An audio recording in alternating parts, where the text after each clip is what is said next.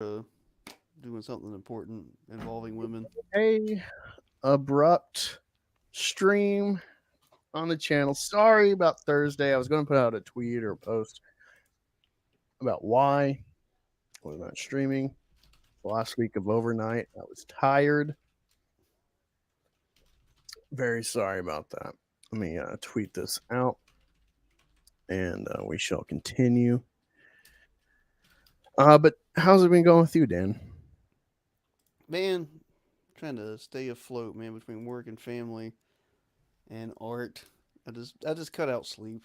I just said I'll just stay up till like 1 and get up at 6. Why not? Like Yeah, it's a good idea. I agree. I'm out of shape already. It's not like I'm gonna be missing anything or messing anything up, right? Yeah, I agree. But yeah, you posted something recently about Oh, I'm Dune. sorry. No. Do not. No meth, yet love Gator and Angus. Thank you, Jason. Wait, is that your buddy? No, Okay. he can Well, be though. thank you for joining the chat. I don't know if I've seen you before. Maybe you've been another account. Uh, Girl Angus, that is. What the hell? I don't know what you're talking about now. um, Jason Long, strong, and down to get the friction on. but yeah, where? Wait, where's my tab? Oh man, I'm all screwed up today. Uh, okay, it's way over here. There we go. Hey, what is up, Deathwish? I've been thinking about hitting you up. I mean, like, hey, what's been going on? I haven't seen you on Twitter in a while, or posting, or whatever. So thanks for joining. Yeah, it's gonna be a wacky random. So I'm assuming, given the posting, Dan is a somewhat of an expert on Dune. I don't know if I'm an expert. I just am very passionate about it. Well, I think that adds to expertise because I'm a novice. All right, and I'm going through a strange thing that I think a lot of people are in some way. Because I'm a huge Star Wars Puberty. fan. Star Wars is really, not to quote like that idiot lesbian headline, but Star Wars definitely has influenced my life. I think it's because the intent Lucas had, aside from his Vietnam era libtardness, which I agree with, actually, despite maybe his angle. I'm not a Democrat. I kind of loathe democracy the older I get. But his intent of not maybe replacing, I don't know, but he was aware of religion's downfall. I think we see it today. Um, and so he wanted to do his part to create a story to carry on the what he saw as the purpose of religion, of carrying on morality to some degree, having these hero journey stories that give us some sense of moral direction, making a new myth for a new age. And A I new think about meth that a lot. gator. A new meth gator for a new age. I think if I can make what I want, I think Meth Gator will have something to glean. I don't know how deep it'll be, but nothing like Star Wars. I could never even hope to reach that level without a lot of work, and I don't think it'd be through Meth Gator. If anything, I'd like to make something like Sicario with Meth Gator. Something to Nice. think about. The rigged game that is the purple reality of Democrat and Republican. Um, but no, I was getting into Dune, watching Villeneuve's movie, which I did not like the first part. I Yeah, it's I've very only boring. appreciated it from digging into Dune. Um, Watching lots of videos. I've refound Comic Girl 19 because of this, which I've been Mm-hmm. sub to.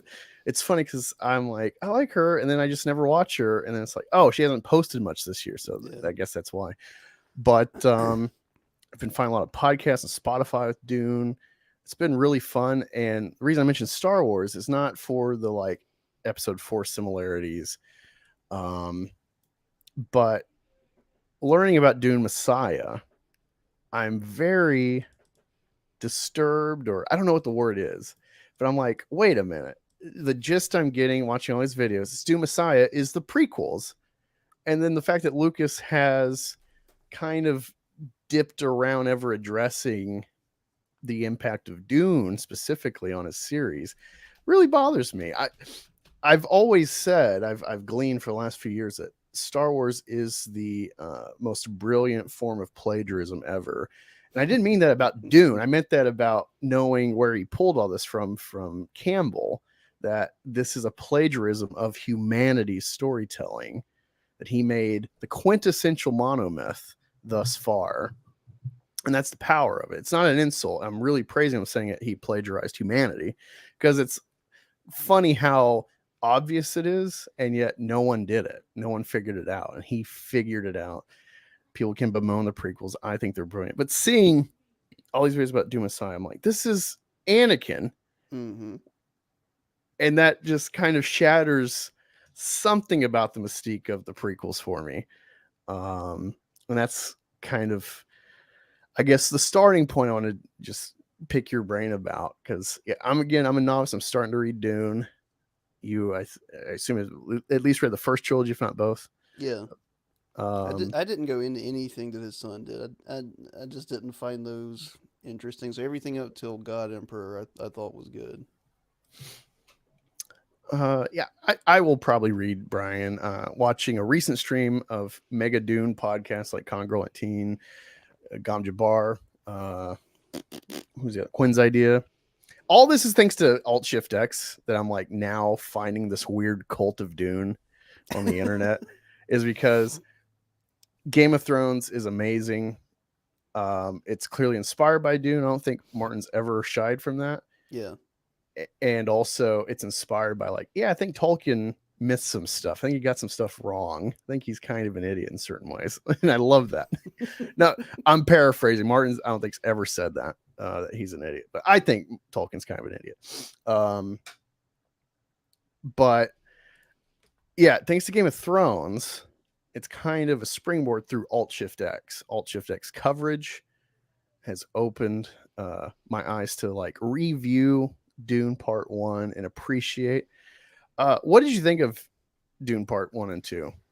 I'm gonna be honest with you. I hadn't even seen 2 yet. Oh, well, I kind of got around it and found ways to like view parts of it without paying for it to see. Because I'm gonna be honest, man. I did not like Part 1.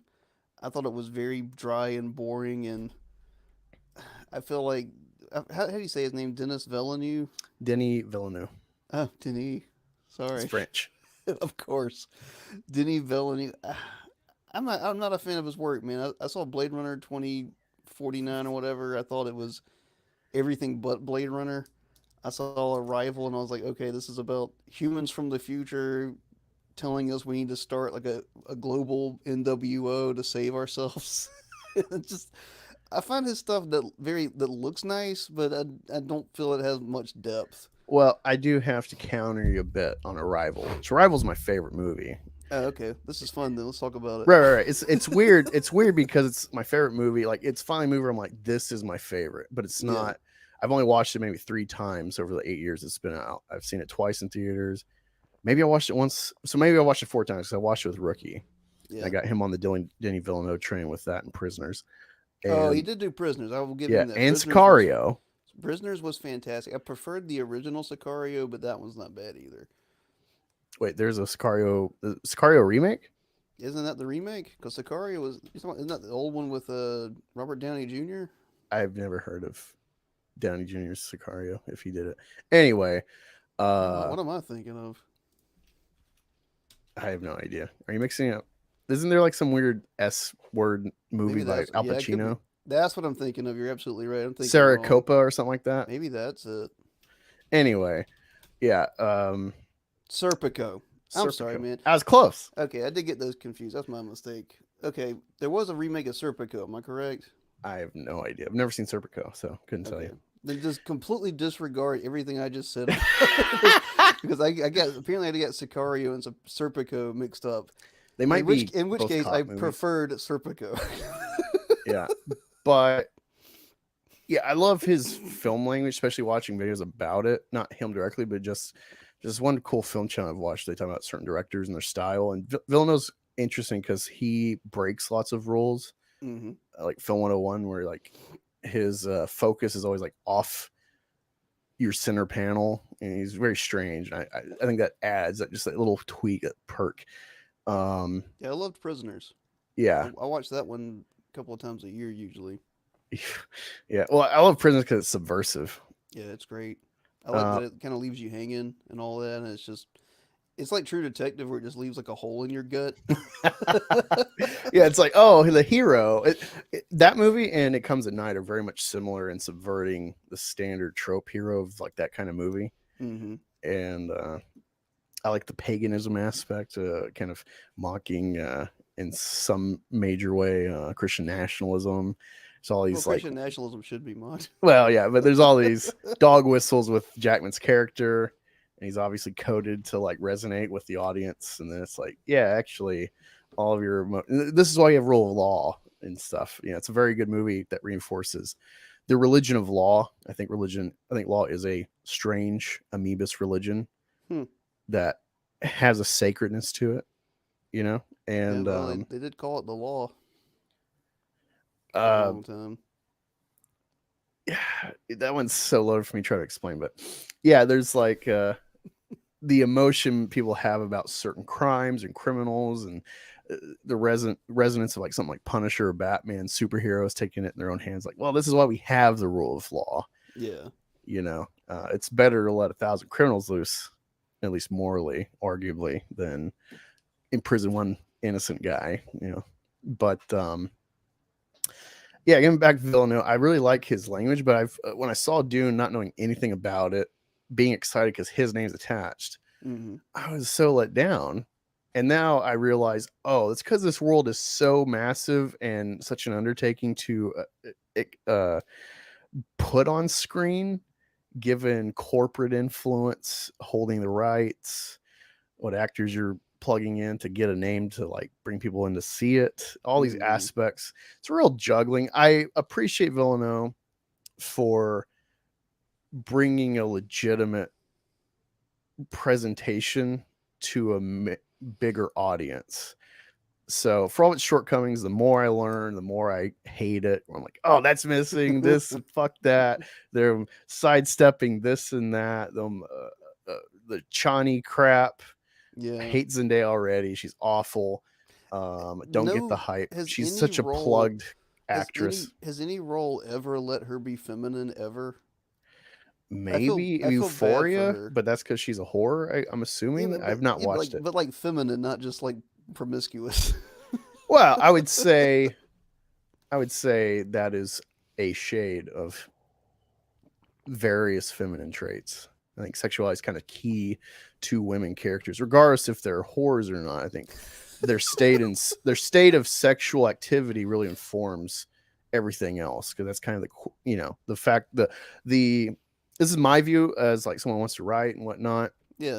create, as I don't know if you ever seen Boris Vallejo's Siren Song, where it's like this blonde lady. She's kind of innocent. She's maidenly. She's nude, but she's got like her legs crossed. She seems shy. And then there's like this like succubus, multi-tailed blue humanoid creature Oh, that's okay. like the Yeah, I'm looking at it succubus. now. Yeah. I The have a Sphinx looking thing. tapestry of this, and I've realized this is the spectrum of female characters that you have to work with. You Yeah, know, the seductress and the maiden. yeah, this is the polar ends of female spectrum. If you're not adhering to that first and foremost, understanding where you want to place them, or if you want to mix it like the Bene Gesserit, The mother. then Yeah. yeah, sex is key to female characters. Men you never address sex with them, and you can tell all sorts of stories with men, because you can be a priest, you can be a pornographer, you can be anything in between, and that aspect doesn't even matter to the story necessarily. But for women, I think it's key to understand where they're at with sexuality. Um, and yeah, that's something interesting in the Bene Gesserit. I really love what they do with the Bene Gesserit in the films. There's such an interesting aspect of Dune to me. Mm-hmm.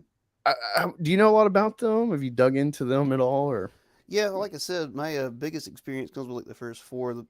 I know Herbert, or I think I say Herbert. His son Brian expands on them a whole lot, like a lot. And I think that's where Villeneuve wants to go with it, which is fine. But yeah, they're kind of like a mother church, which is an interesting idea. It's kind of like the Catholic Church if it was run by women. and the embracement of all the feminine spectrum is something they definitely big part of. Like you get that definitely right. They approach everything that well they'll I shouldn't say they approach, they weaponize everything because they are 100% a political regime. Even and they use the religion for the politics. Like that's a whole thing we can get into, especially if you want to talk Christian nationalism or everything else that's going on in the world. It's that's the great, you want to talk about subversion, that's the great subversion of Dune, is that everyone is serving politics and they're using everything and everyone to serve politics, and it takes a guy like Paul um actually becoming a messiah to lead a political and religious rebellion, you know.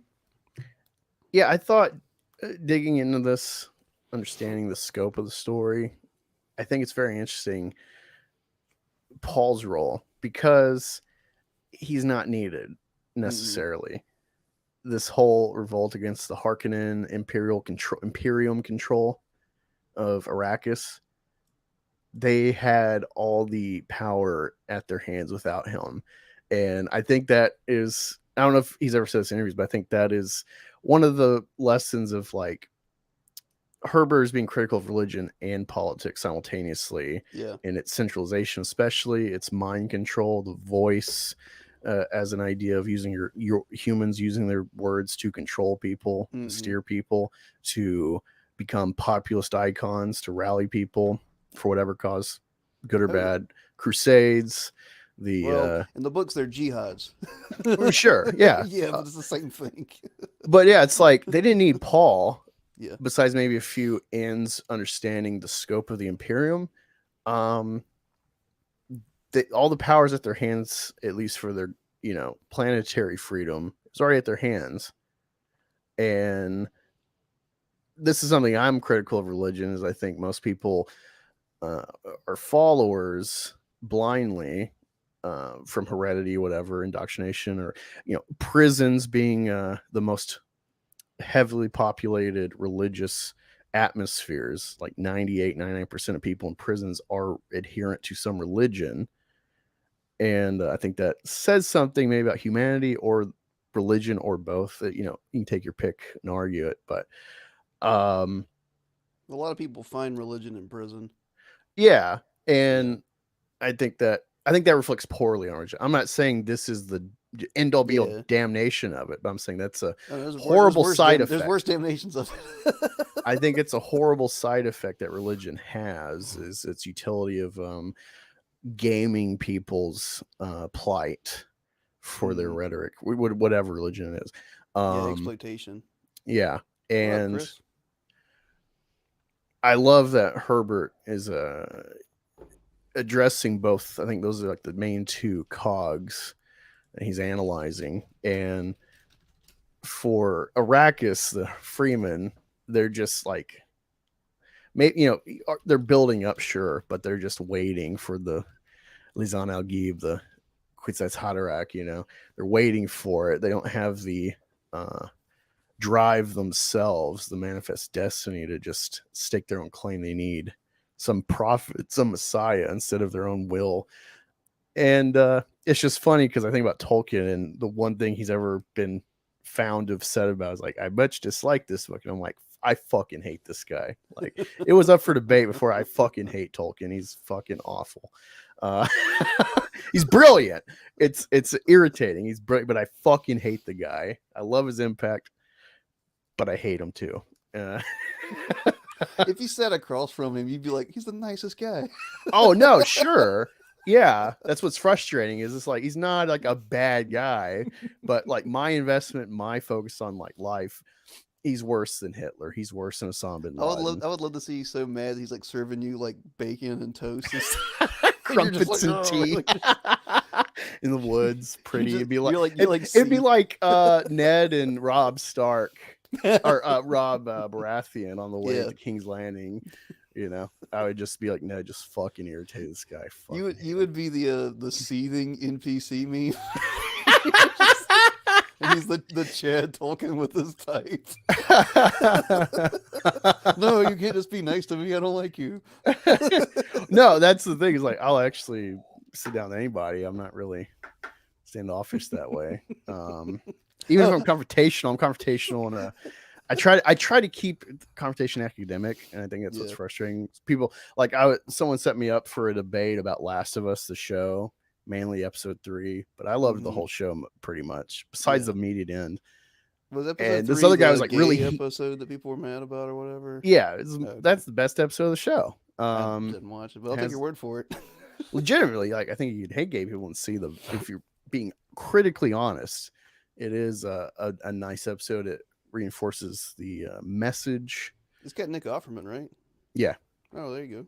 Yeah, and he's got all these codings of the white nationalist, Trumper, MAGA, degenerate, the enemy of the state, and he's holding out, hiding from quarantine withdrawals of people to the state-sanctioned quarantine zones, and then he's free, and he's raiding all the stores, building fortifications, and living life high in the hog, and this other gay guy falls into his literal trap for zombies, and This is they my kinda... zombie and or gay guy trap. that's actually funny. If you're just writing it on paper, it's like, well, it's trap for gays or zombies, works either How way. do you trap zombies? Did you put like human flesh there? No, he's just got holes, and he's got different booby traps where they cross like Vietnam shit, tripwires and stuff. Well, how did a booby trap catch a gay guy? You got me there. Back to the drawing board. That'll never work. Let me address the chat really quick. Got the rookie, the critic, saying, suspicious. Wink. Thank you for the $5. You didn't need to do that. You're my buddy. But that'll go into the Meth Gator coffer. I need to put a ticker up showing like the state I'm at, because I want to save about $5,000 before I pursue an artist. So I'm at about $2,000 right now. So thank you. Got Tevin Daniels saying good afternoon. The Mando show had potential to just being a simple bounty hunter doing assignments and slowly building up their equipment. Well, they already did that in season 1, so it's not really necessary. I'd watch Darth Vader or Exam Coon show, but I don't think Disney can make it good. Chris Six saying Yo-Yo Buffalo. Hello, Chris Six. Good, bro. Just showing support. Hope all is well with you, bro. And I got some douche at Godfoe Universe saying hi to that guy. Yeah, Chris is great, man. You met Chris on our show. Oh, I did? Yeah, we had that's the guy that wasn't Josh that was on the show with us once. Huh. Sorry, I don't recall. I remember watching a Star Wars stream you did about the prequel and stuff. Is interesting. No, Unfortunately, you're your audio was so low. Like I Oh, okay. downloaded it, and I couldn't hear it at work on my earbud because I have to wear double hearing protection. So You work at the Loud store? I do work at a loud store of sorts. Yeah, Loud Factory. But It's Victoria's Secret. the only Victoria's Secret besides like selling at the store I know of is like there's like a warehouse for moving equipment. If you watched the American Gods show, I guess I both. I read the book, but I didn't see the show. I have the book. I've read a few chapters. I'm bad at reading. I'm slow, and that frustrates me because I used to read a lot in high school. Yeah. In grade school, especially, we had a point system where you had to have a minimum for your grade every week or every month. But the top readers had like 3 or 4 reading trips every year, so that really incentivized me to read. Also, I didn't have like any chores. My mom was a whack job in her sheltering and whatnot, so I just fucking read all day. Nice. Like Cat Williams? I was really into Redwall. Oh, nice. Yeah. And anyway, yeah, I've watched like I don't know, a third or so of Dune 94 or 84. I really like it. You should watch the sci-fi miniseries. Oh, I'm gonna watch it all, man. That one's fantastic. I saw Dune 2 twice already. Oh, sorry. Wait, before I backtrack. American Gods. I've watched season 1. I really like it. I'm rewatching it slowly. I'm in this weird phase of like, do I want to keep rewatching or do I want to bring Rookie on the journey to just watch the whole show with me? You should always bring Rookie on. Yeah, no, Ricky's awesome. We're watching Breaking Bad right now. I'm walking him through that. It's like my fifth time watching, Yep, mine too, man. and we just got through. We're on season 4 after Walt has killed a couple of the goons for Gus, Yeah. and that's we're around that area. Um, and I just love it. I find more and more detail. I really want to do essays about Breaking Bad. Um, namely about like I don't know if you picked up on this, but I find new stuff all the time at that show. Chiefly, it's very entertaining. Clearly, lots of cliffhangers and whatnot. Lots of the layering they do for Walt, where you're like always rooting for this guy doing bad shit for his good intent. Mm-hmm. It's crazy how long they kept the show going with that drive that pretty much the whole audience is rooting for him, or at least observing and understanding his angle, Yeah. if they're not rooting for him. But on this fifth time, I'm really picking up on the father angle of between him and Jess, where Jess, Walt's like the only one of the only teachers that just him and the woodshop guy, like the only teachers that like know unknowingly knew how to speak to him to get under his Who's skin. Where it's like, is this all you Oh, got? Jesse. Yeah, yeah, you're talking to Jesse. Yeah. Yeah, it's like this all you got. Like, do fucking better, you Man, I was know? thinking about that scene today when he was talking about Jesse was talking about building the wooden box Yeah, he's like, I because sold it for weed. I'm not trying to change the subject, man, but it's like that's where I'm at with like indie comic creators. It's it's like a lot of these people just need some kind of feel like, is that the best you can do? Sorry, Yeah, I've been thinking about that scene all day, and not that I'm not going to change the subject, but I don't know. I loved that scene where he a little like a kid, like an adolescent, like kid, he punk gets high told, schooler.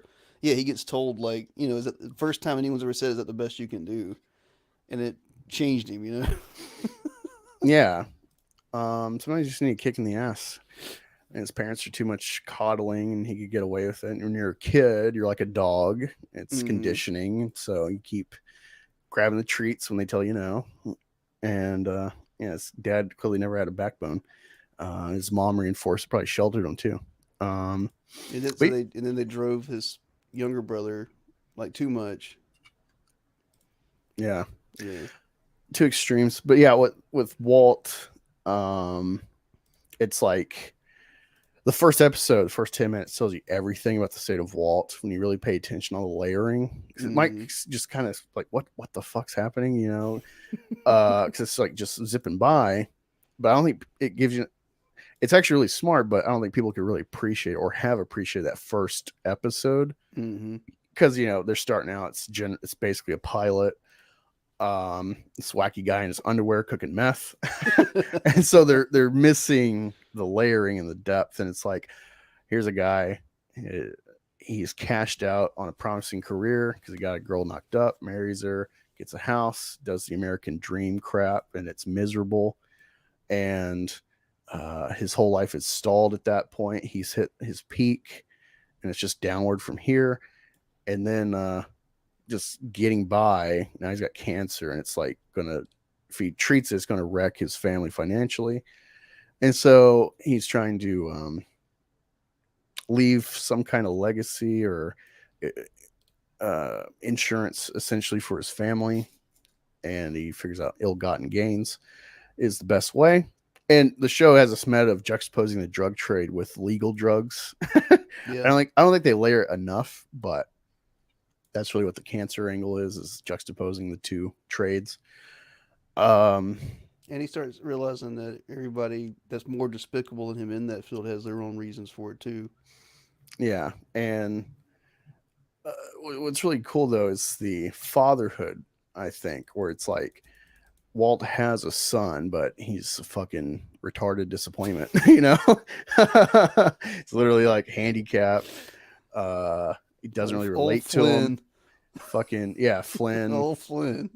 cherishes Hank more than his own dad. It seems. It's like everything Walt's done for the good of his family before the drug stuff is unrecognized. He's Mm-hmm. overlooked at every corner. His wife sucks.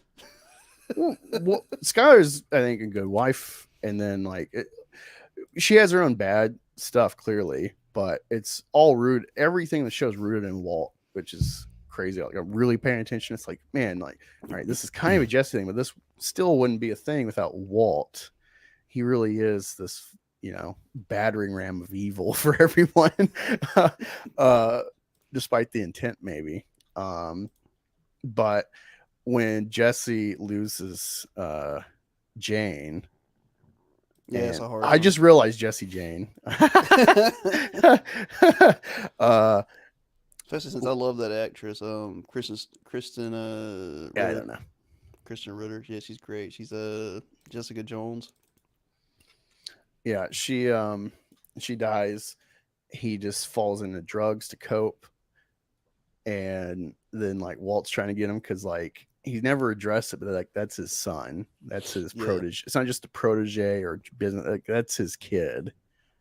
They never really address it with each other, but they're like a father and son duo. Yeah. He's finding real potential in Jesse. He never shows it to him, but he really wants what's best for him in his own weird way in their field. And Jess does respect Walt and want his approval. And when he's like coping in the meth shack, and then Meth Shack, baby, Meth Shack. and then he picks he's trying to pick him up, and then Jess just starts crying. It's like, that's his baby. Yeah, That's such a gut wrenching scene. I cry every time I see that. Like, fuck, that hit me. That's so good. especially if they parallel it with Jane's father, who Walt meets in the bar, and he talks about Jesse like it's his son. Yeah, all of that. It's so good, and it hits me every time. I'm loving it. I can't wait to see like the last couple seasons how it follows through for me this time around. But anyway, enough with the Breaking Bad for now. I just enjoy talking to you, man. You can talk about anything. Angus is reading the phone book over there. And Aardvark. Strange name. I do get into that. It's because I haven't done it in months, but I love Duolingo. I've done a few language classes, and so it's very interesting. Like, amor, the word amor. Yeah, love. You think right? of like love in Italian, in Romanian, which is the forgotten Latin language. I want to go to Romania. So that's I like think it's the wiped out language, not forgotten. Didn't they get like brutalized for years or something? no, Romanian's still The Roma. they're still kicking. They're good. Good for them. Well, it's crazy. I didn't know that like Romania was kind of a key factor in the Nazi breakdown with Russia. They were Really? they're supposed to like split the country, and then Stalin was always training his people to be ready for them turning on him. And of course, Hitler, a lot of his arbitrary moves, sporadic, were meth fueled by his yes men doctors. Yeah. And so it's like, it's very tragic. The more you learn about Hitler, tragic. the more you learn about Hitler, the more I'm like, I just wonder, if that fucking art teacher wasn't, what could Hitler have been? Or I was thinking of like an alternate world, like a movie. Legitimately, I was thinking of an interesting movie of like, what if Hitler lived? What if he didn't kill himself? Because I was thinking how, I don't know where this came from, but I was thinking about Hitler being such a coward, offing himself instead of facing the music. Because he's the leader, and it's like, that's really, I think, it was probably because I was seeing something about anti-Semitism. I was looking at some like retard on Twitter that was, I think, going after Jeremy for his Candace post about Daily Wire and anti-Semitism, and he's supposed to be jingoist pig, but then he's like, every post is anti-Semitism, boo-hoo, and it's like, okay, I see what country you really care about, buddy. Anyway, man, you're gonna get us both canceled, Angus. So you start noticing, and people don't like the noticing. But I was thinking about, that's probably the root of like why Germany just like is so, you can't have paraphernalia of any kind over there. It's illegal. Why they're so like focused on that. Why it's like a compulsion almost. Well, denazification wasn't forced. Yeah, like from the outside. I'm not I have no knowledge of that influence, West or East Germany, but I was thinking that, yeah, it's just like a cluster of like key points of history I'm aware of, but don't know a lot about Yeah. afterward. But I was thinking about how interesting it'd be if I think that really is like, aside from, that aspect, I think the fact that he led them where they got to, and then it just fell apart because he just bit off way too much at once. And then it was because I saw a picture of, I think, Dresden Yeah. bombed to shit, Mm-hmm.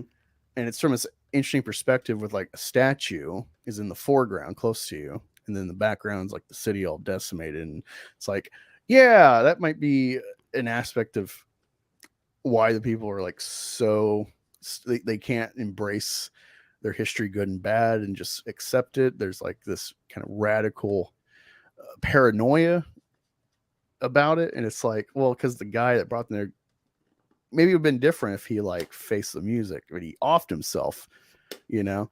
And I was just thinking about like how interesting it'd be if he didn't take the pill and then was apprehended, if they would have just offed him there, if they would have, imprisoned him until, Nuremberg or whatever.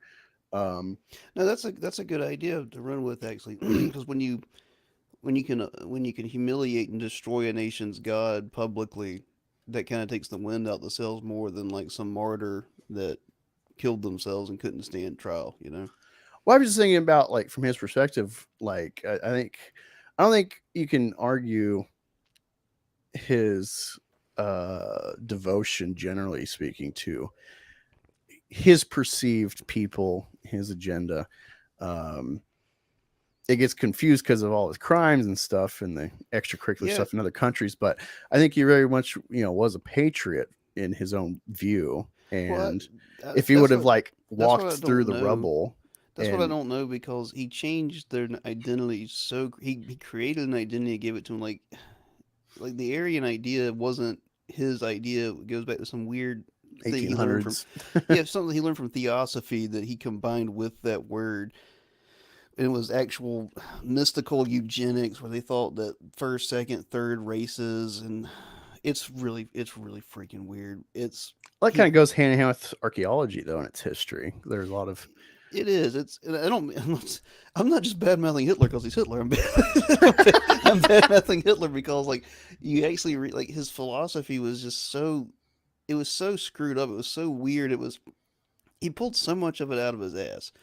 It was a lot of Marx. It was a lot of Nietzsche. It was a lot of um, Blavatsky. And he hated every world religion, especially anything he thought was Jewish, of course. Which is why he hated Christianity and Judaism. Um, he had an admiration for Islam a little bit because he considered it a masculine religion, even though he didn't really much care for the practitioners. And that's the thing, like he called it National Socialism because he wanted to create his own nation. Like it wasn't. I don't think he cared for the German people. I think he cared for these people that were around him that he could mold into something that his coked up brain thought of, if that makes sense. hmm, that's an interesting Because perspective. yeah, he didn't he kind of combined German history, but it wasn't. It was like this weird romanticized Volk idea that Yeah. Well, I've looked into yeah Aryanism a little bit, and it's funny because it's like because of like what I call Black Aryanism today, where they try to claim, uh, like when blacks try to claim Egypt, they try to claim Greece, try to claim Japanese they samurai. can just have it. I don't care. Uh, you know, all it is Black Aryanism, and it's like I understand enough where it's like, oh, they think every like great empire or society that's Yeah, the popped first up in race or whatever. Eurasia was like, oh, that was actually all of those are us, and they were just bouncing Mm-mm. around. And it's like, well, that doesn't make sense. Like, why would you Yeah. like make Scythia as a society and then just peace out and like, oh, now we're Rome and now we're Greece, now we're what? Now we're Germans, now we're Britons. Like what? No, that's silly. You're Well, all like different strands of people Euro. people get so confused. And this is what Dune is about. A lot of going back to that is like because we're like oh, especially and I liked a lot of his early stuff, but people latched on the term ideology because basically Jordan Peterson injected it into the culture. And when he described it, he was correct, but people kind of just take the word ideology and run with it now. And we're treating it like it's this new thing or it's this new discovered thing, but it's like no, that's what ruled the 20th century. And we can get into this. I'd like to, especially with Dune, is that people are naturally religious, whatever that means. They will follow an idea, and ideology is just a religion without like a god with a face, if that makes sense. You know what I mean?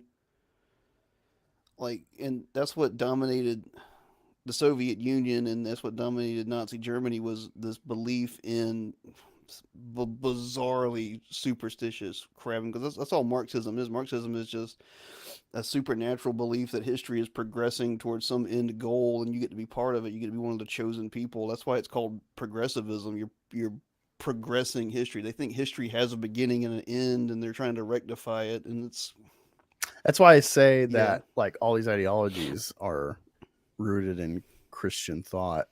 That when people bemoan the state, in my view, people bemoan the state of the West today, and I'm like, they're like, oh, we need to turn to God. And it's like, well, maybe in some way that could rectify some societal problems, like whatever a God is, yeah. you know. I mean, people are already turning to a god. It just may not have a name.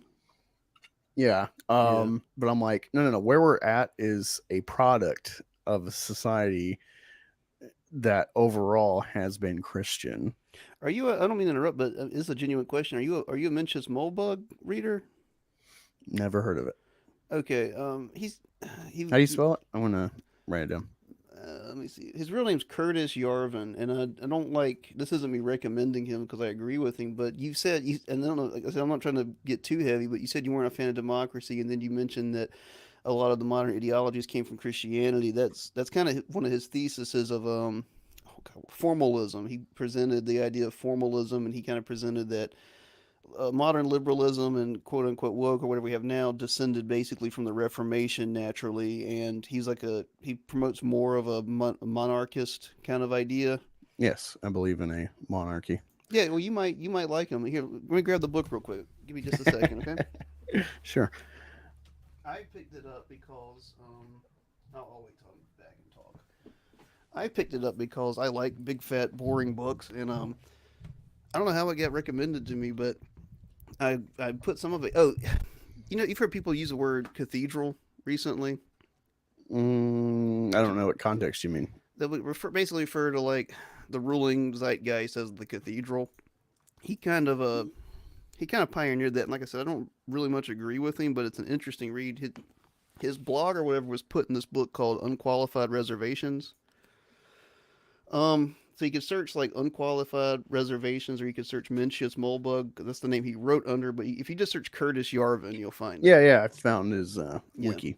he presents some stupid ideas, but some of them, well, everybody does, you know. But some of his articulation of the state of ideology in the world is good. I don't, like I said, I don't agree with everything, but he is very articulate, and Hmm. he writes better than he debates and speaks. But I hadn't finished, and I'm very close to finishing it. This is three blogs of his called "Formalist Manifesto," "An Open Letter to Open-Minded Progressives," and "How Dawkins Got Pwned." And it's good. It's at least an enjoyable reading. I think you'd like it, man. Okay. Yeah, I got his wiki pull up, so I'll look into him. Yeah, sorry, I didn't mean to derail. No, You no, just no, you no, just said no. two things of like that sounds a lot like Yarfin. So. Yeah, I don't know.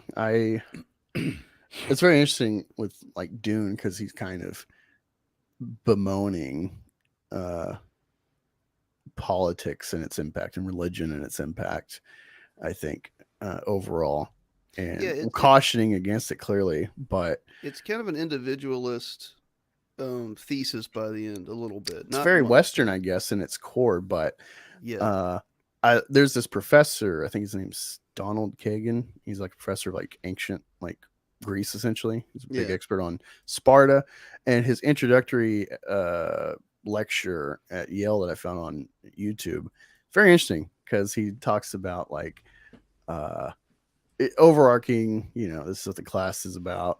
And then he talks about they are the progenitors of the West, Western ideology, but it has its downsides. It's like, we get individualism thanks to these people, but at the same time, as you see with them, they only had city states. They were never unified, which is confusing until Alexander kind of forced them as a client state with their different city states. You don't really make cohesion. You don't really make society in depth wise with this ideology. And I think that's where we're at, is I got so many Yeah. competing ideas, and I guess under like a capitalist idea of a model, this is good, it's diverse, so we can argue all these ideas, but I see the value of something like China or these Islamic terrorist states, Taliban taking back Afghanistan. I'm like, good for them. I Yeah. kind of regret fighting you people, because you're kind of the good guys, actually. I'm very much in like a Lucas disillusioned state with Wes. I love Bane in Dark Yeah. Knight Rises because his idea resonates with me.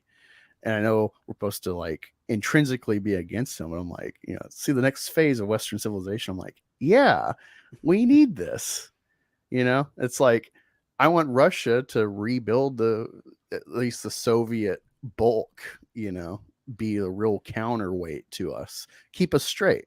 Ever since, we could say we've been declining ever since World War II, and we pat ourselves in the back for arguably war crimes, that the bombs dropped and stuff on civilians.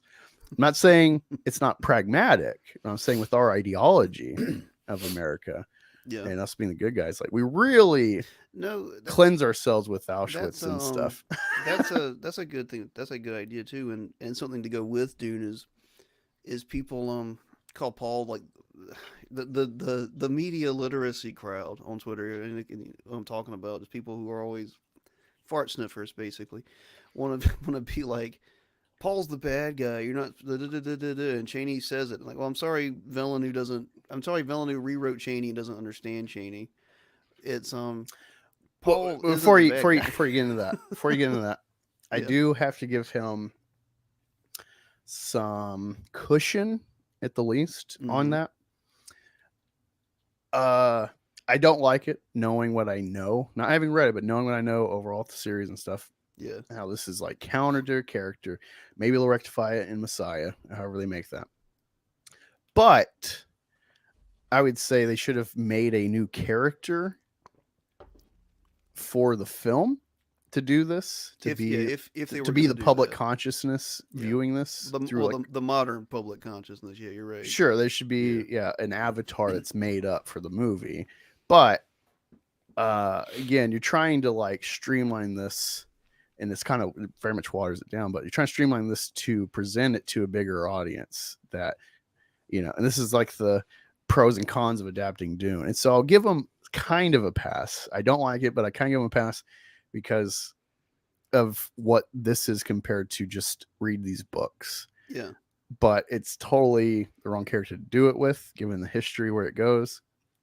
But yeah, it's one of those amoebas things where I'm like, I don't like it either, but I get it. I can understand it.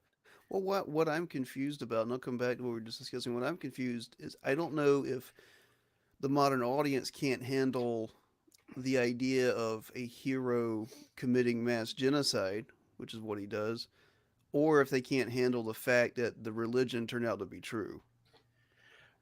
You see what I'm saying? Well, Those are two yeah, different ideas, the but they're fact that both I don't know how it different. is, the fact that like they showed this very simple divide in number 2 Yeah, with the southern half of Arrakis. They're like very devoted, religious. They're fundamentalists. They even call a them bit that. on the nose. But Chani and her little group, mostly women, are like, oh yeah, silly religion. This is Yeah, how they control us. And it's like, I don't think. yeah. We just happen to live in a desert and worship water because we don't have religion. Now, I think my idea, I talk about like Egypt and the Hebrews and stuff. Why I think it's a silly narrative to keep in the Bible is, I, especially with them instantly turning back to Egyptian ways. Yeah, I think it shows that these people for 400 years were becoming Egyptian. If yeah. not, they were not hybridized, given there's no ethics needed with slavery in Egypt, compared to like American slavery, which is biblically rooted in its ideology of So ethics. theoretically, yeah, Right. I'm just saying, yeah. like, there is a code, Mosaic code of slavery and how you treat them.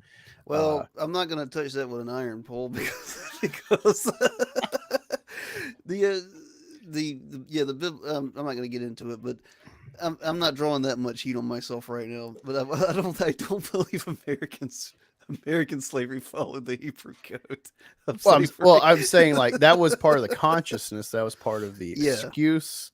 yeah, I don't really villainize slavery. I know we're supposed to as Americans, but I'm like, it was just a practice. It became racially focused, yeah. uh, clearly with like Caribbean and African trade, but it was just a state of being. People were born into the system.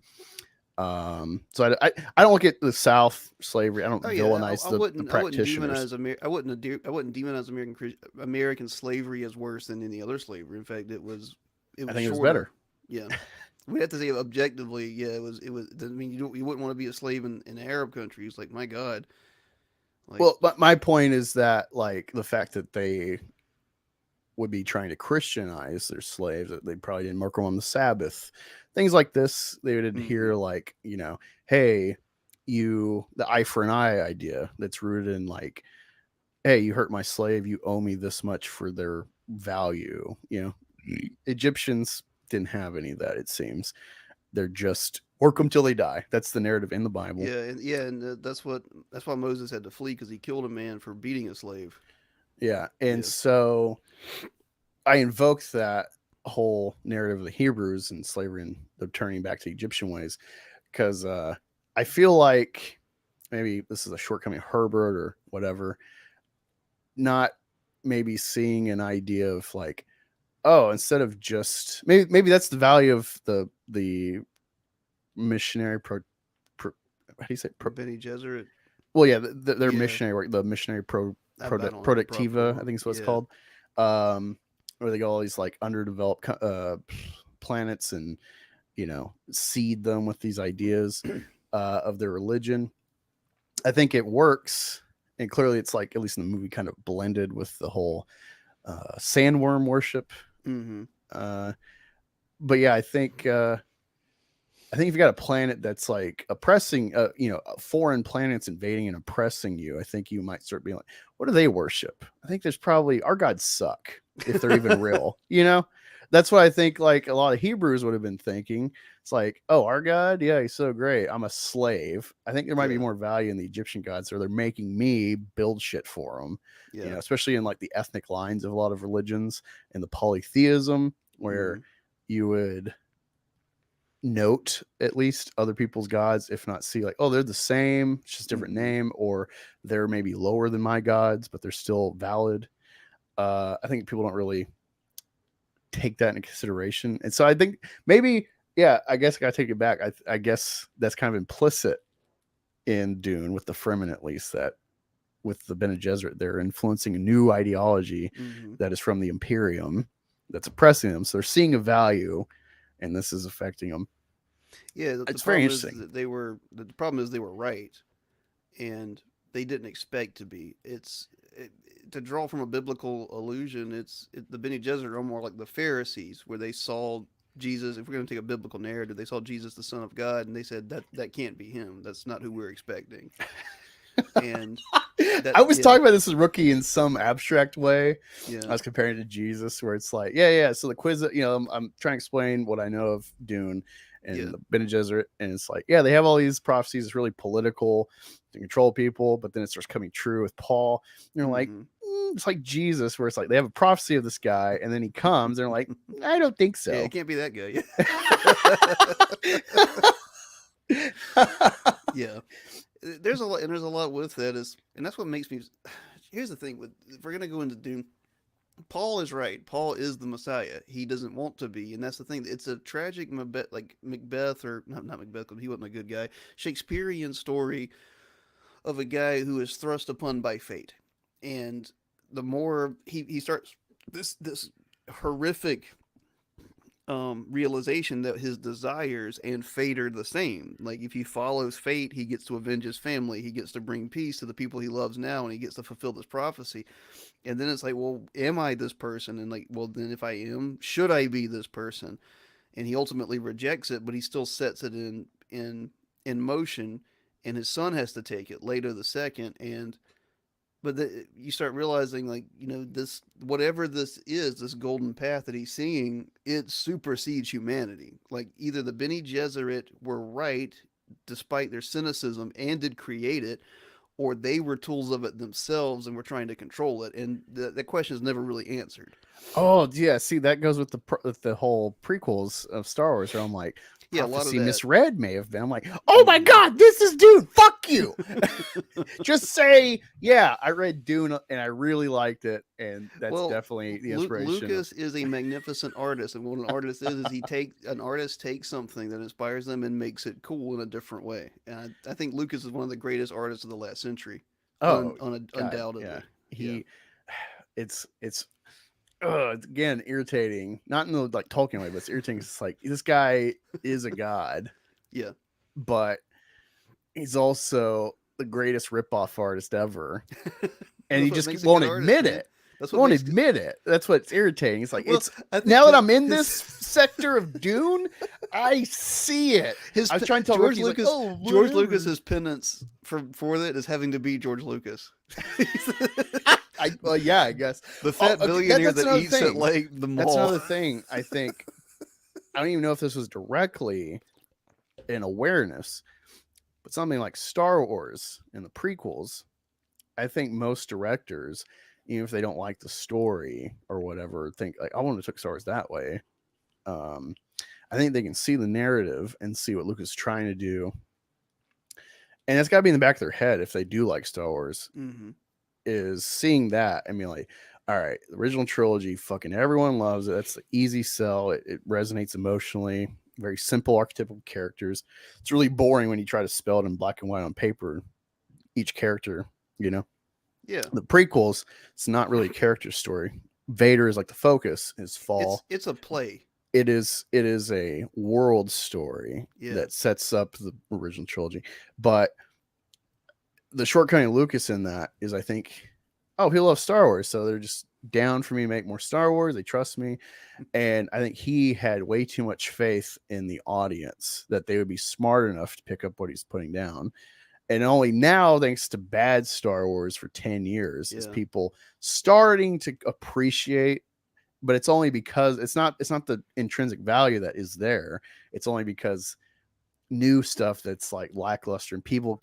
They can lie to themselves all they want, but then they'll just go back and like, oh, yeah, actually, yeah, I wish they could have done something better. Like, I wonder how much of the prequel hate was memed and media, because I saw them when they came out. I never had a problem with them. I did think, I mean, even when I was a kid, I walked out of Attack of the Clones and I was like, that one wasn't great. It wasn't awesome, but it wasn't great. I think Phantom Menace is fantastic despite Jar Jar. I think if you took Jar Jar out, it would be like one of the top 4 Star Wars things ever made, Oh my God. The fact people cry about, there's so many times I see a thing and I'm like, if you like this and also bemoan the pod racing, go fuck yourself. Pod racing you is are great. A hack. The Exactly. pod racing It scene is fantastic. It is a narrative rhyme off of Endor, but has its own new stakes for that story. And it's fun and it's something for the kids. And I don't say that as like an excuse. Jar Jar was a dumb for the kids thing, He was completely unneeded. But the pod race is like, hey, the kid avatar in the film for you, he's doing cool shit. And the shortcoming is never addressing for the audience, hey, humans can't do this. This is why this is a sign of his speciality. Did you just say humans or Cubans? Humans. Okay. For some reason I heard Cubans. Well, I mean, are those even human? That's up for debate. I look Mexican. I don't hate Cubans. I look Mexican. I don't hate Cubans. I look Irish. I don't hate the Welsh. Well, no, it's like ha ha joke. But no, seriously, I don't hate Cubans.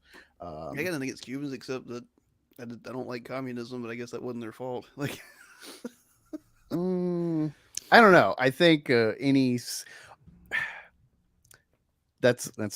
funny. Six. Like, no, I think any ideology permeates.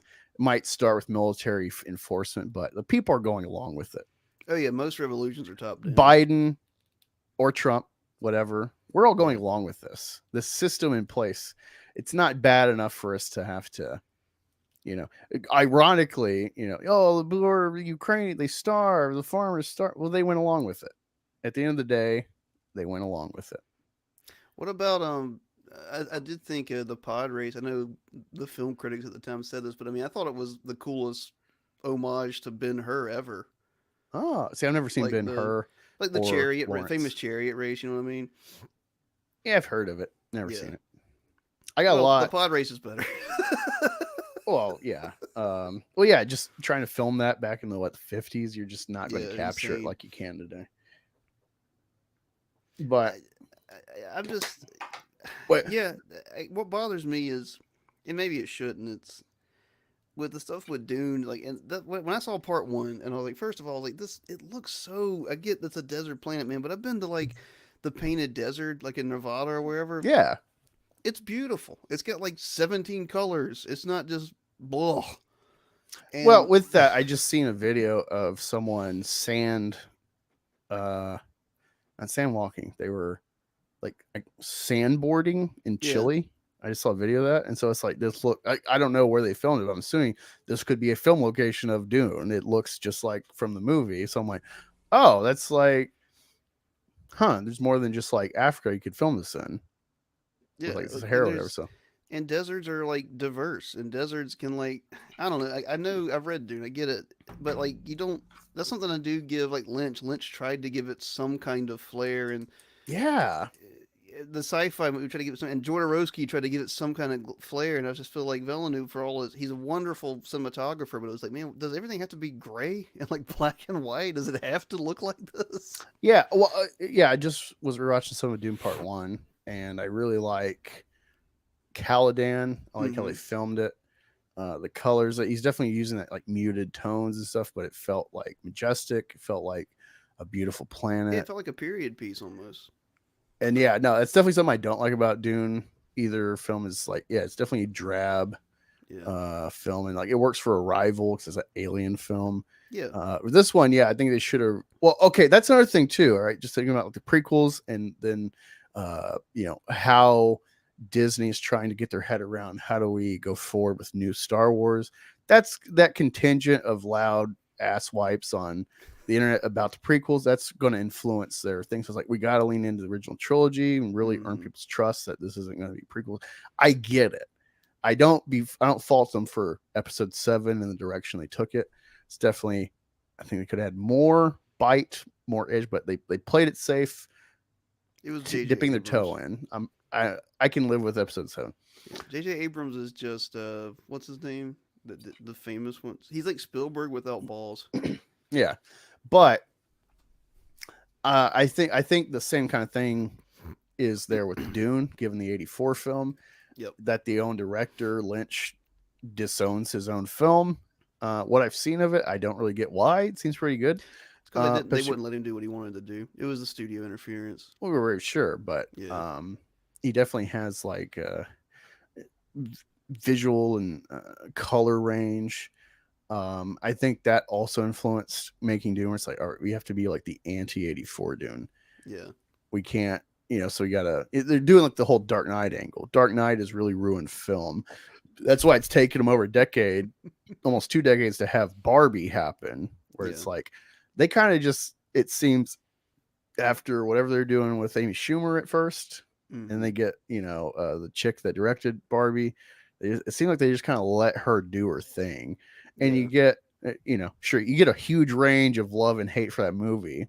I think it's kind of like the Bible of entertainment thus far. It's got such a range. That's brilliant. I think having that kind of feedback on a giant blockbuster like that, based on a kid's toy series for girls, I think that really speaks to what the film brought. It's got depth to it. Whether you hate it or love it, I mostly love it. Not for the reason they want you to, but I love it Yeah. because it's saying something, and it said something because it had mostly creative freedom for the director. Well, art should be able to ask questions, and I'm not saying even ask questions to the viewer, because that's like more of a postmodern thing.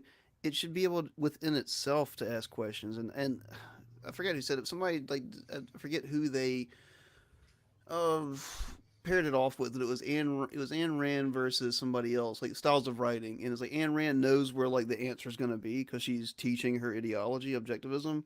When like what you would call like a better writer starts and almost doesn't know where they're going to end philosophically. They contradict. They question and answer within the work. I think that's what I'm trying to hear. What you're trying to say with Barbie. Mm, You're allowed to like make mistakes. no, I think Barbie has a clear message. Um, I think it has a clear intent. Is it Ken good?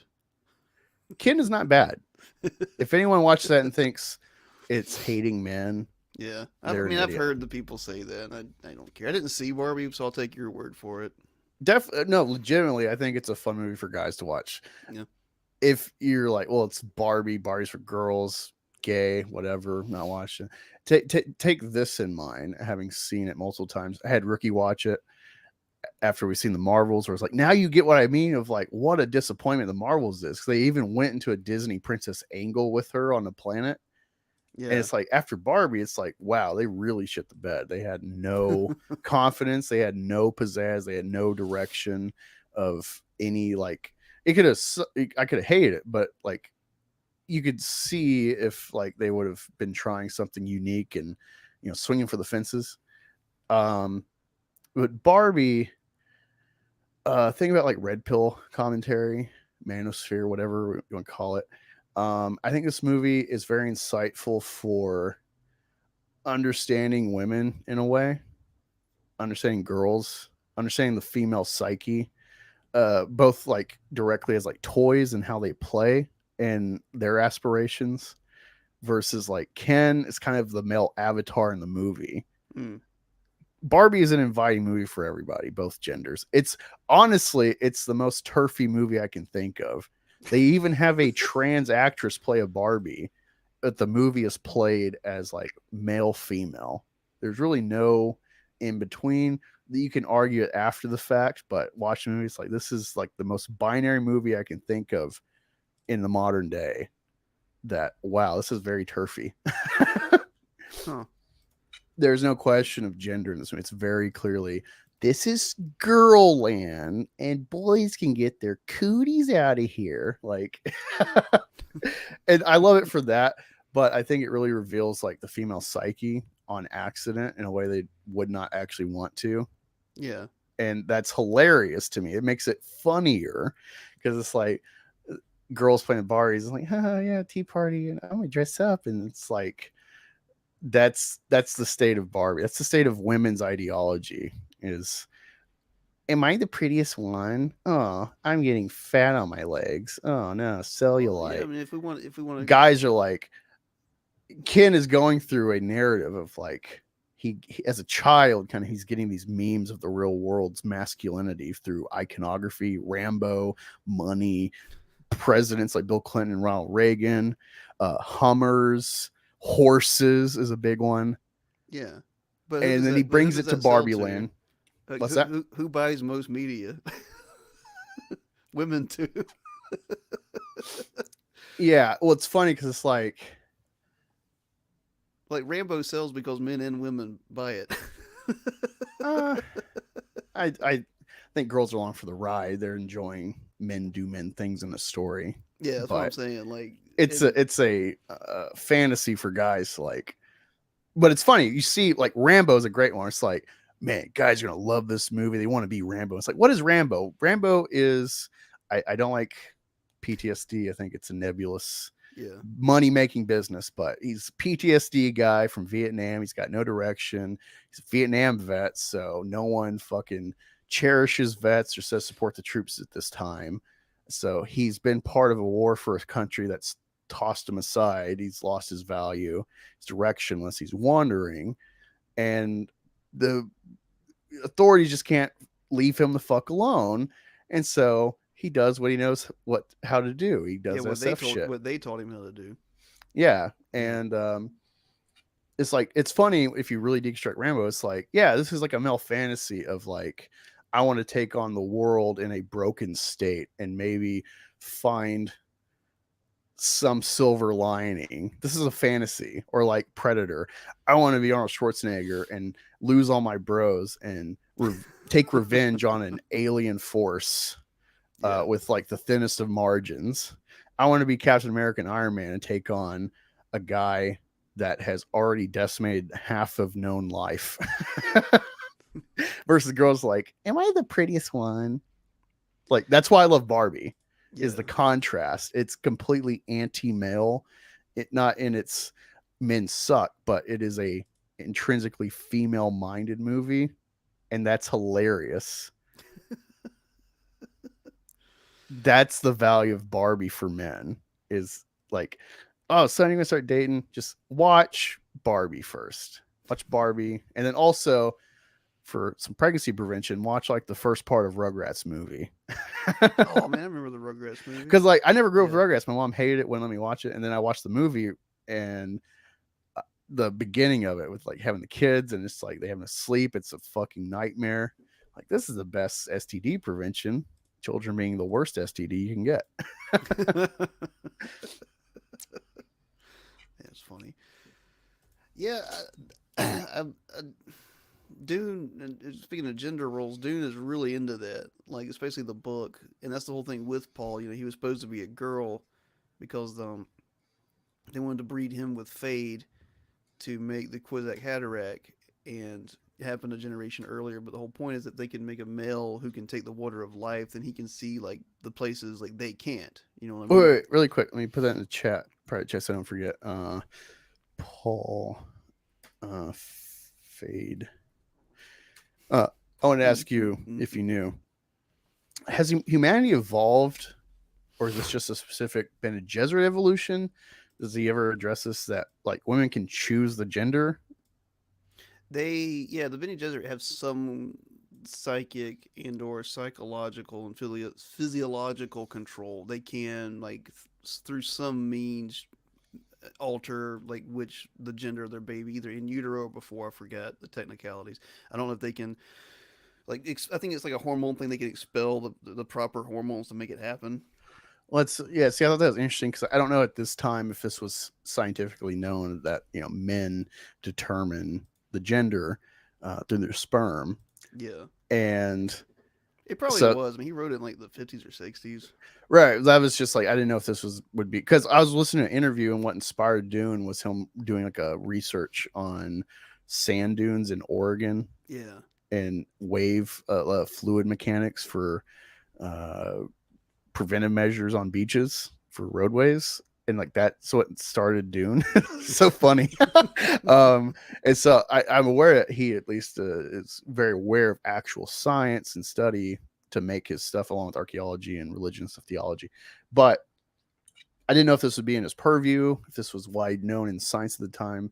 And so that today at least makes me think on the science level of sci-fi where it's like, was this like an oversight of his, or was this like something part of human evolution in this world that just it's one of those nerd things that irritates me. I'm like, what is the answer? Because that's like a very interesting thing. Because I know there's been some research, and of course, anything with non-heterosexual science research is nebulous today, given anything not wanted to be known will be like brushed on the rug or not sought after because of agenda. yeah, But there has been research that the more boys a woman has, more likely the younger one will through the line will be more prone to be gay. There's yeah. like some correlation there scientifically. They've pieced out. And so that in my view, that lends into the trans argument as like this is neurologically valid. That there is a scientific questioning that validates the trans question of the mind of male and female brain. There is male and female brains. You can study this in various ways with like sight patterns, viewing people, etc., where eyes focus when they view people. Women are very face focused, men are very overall body focused. This is probably a subconscious gender rolled thing. because you get men are seeking scores or competition, women are seeking, are you a threat? So they're looking at like your Yeah. facial stuff. So, um, yeah, that's the kind of line of wacky thought that comes into my head when I start thinking of, oh, incubation. Is there like alligators, for instance, the temperature of like the environment in the nest will Mm-hmm. determine Will change male the female yeah. distribution of the nest. And so maybe there's something aside from the sperm that indicates that for humanity. So that line of thought is where all my questioning goes with the Bene Gesserit and choosing the sexes. Yeah, and well, and they really go. He really ran with the idea of women women are the choosers of progenation and of society, and they are. I mean, that's what the Bene Gesserit is. Like you said, is just basically womanhood in its archetypal and societal and literal idea taken to its furthest extent. It's the mother. Again, go back to like kind of a Shakespearean idea, which I don't think he created. Of course, it's like a pagan one. It's like the mother, the crone, and Oh, the maiden. mother maiden crone. Yeah, they accomplish all three, and they are you see all three of them used. Like you see the girl tempting Fade to train him, and you see the mother, of course, and then you see the maiden and the crone. You become the crone by being the the mother superior, and even the other women don't like it, you know. And but I mean that's he understood that brilliantly, and that's what I was also kind of disappointed that they didn't go more into that kind of stuff. I mean, Dune is so rich. Dune is so much richer than just the ecology, which is the planet, you know. But that's a huge part of it. I get, but I don't know. I still it's not impossible to adapt. Like I said, I think the Sci-Fi Channel did a better job of it, but there's just so much to it, and I don't. It's so much politics. It's so much religion, and I really feel like they let down on both of those sides with this. And I don't know. The revisions really bother me. Like, what are they supposed to do? Like when Chani like leaves at the end, doesn't she? And Yeah. it's like, is she pregnant? Do we know if she's pregnant with the twins? Because that happens in Well, there was Messiah. something I was listening to, that mega podcast stream Yeah. of the big Dune channels. Uh, they were talking about, they were questioning themselves, like, what was the visual cue? What were they signaling with the blue scarf? And I don't know if it's specifically in Dune or not, but she's wearing a blue scarf on her head, and then she like ties it on her arm when they go to battle at I don't what, remember. Arakeen against the Emperor. Um, and some were speculating if that's supposed to be a signal of their kind of, just like, pagan rituals like tying band around the hand, whatever, Yeah. that this is some sort of signal that she's part of. She's got some, going steady with Paul is what the Mm-hmm. signal is, but she moves it from her head to her arm, and then, leading into that, she's already like, screw Paul, I'm fighting for people, the Fremen, the Fadikin, whatever. Yeah. um yeah. Well, another thing with going to go back to it's. I'm afraid of what they'll do with Messiah. I'm afraid that they'll have Cheney be an antagonist to Paul, or they'll make her the protagonist and make him the antagonist. Because Paul dies in Messiah, and so does Cheney. Um, but they die as lovers, and him rejecting the golden path because he loves his wife and his children, but he leaves the Fremen his son. They still have a Messiah to follow. Um, and that's about him caring for his family and for his people. And I don't know, like it's a talk about the parallels to Star Wars. I mean, Anakin, of course, it has a similar thing, except his is a tragedy where in trying to save his children, or not his children, his wife, he ends up killing her basically, you know. And they're both fallen prophets, they're fallen chosen ones, but it's not so simple with Paul. That's been my main concern with all this. People are like Paul bad, and it's like no, Paul is literally a Messiah, and he saves all of humanity. So does Leto the Second. I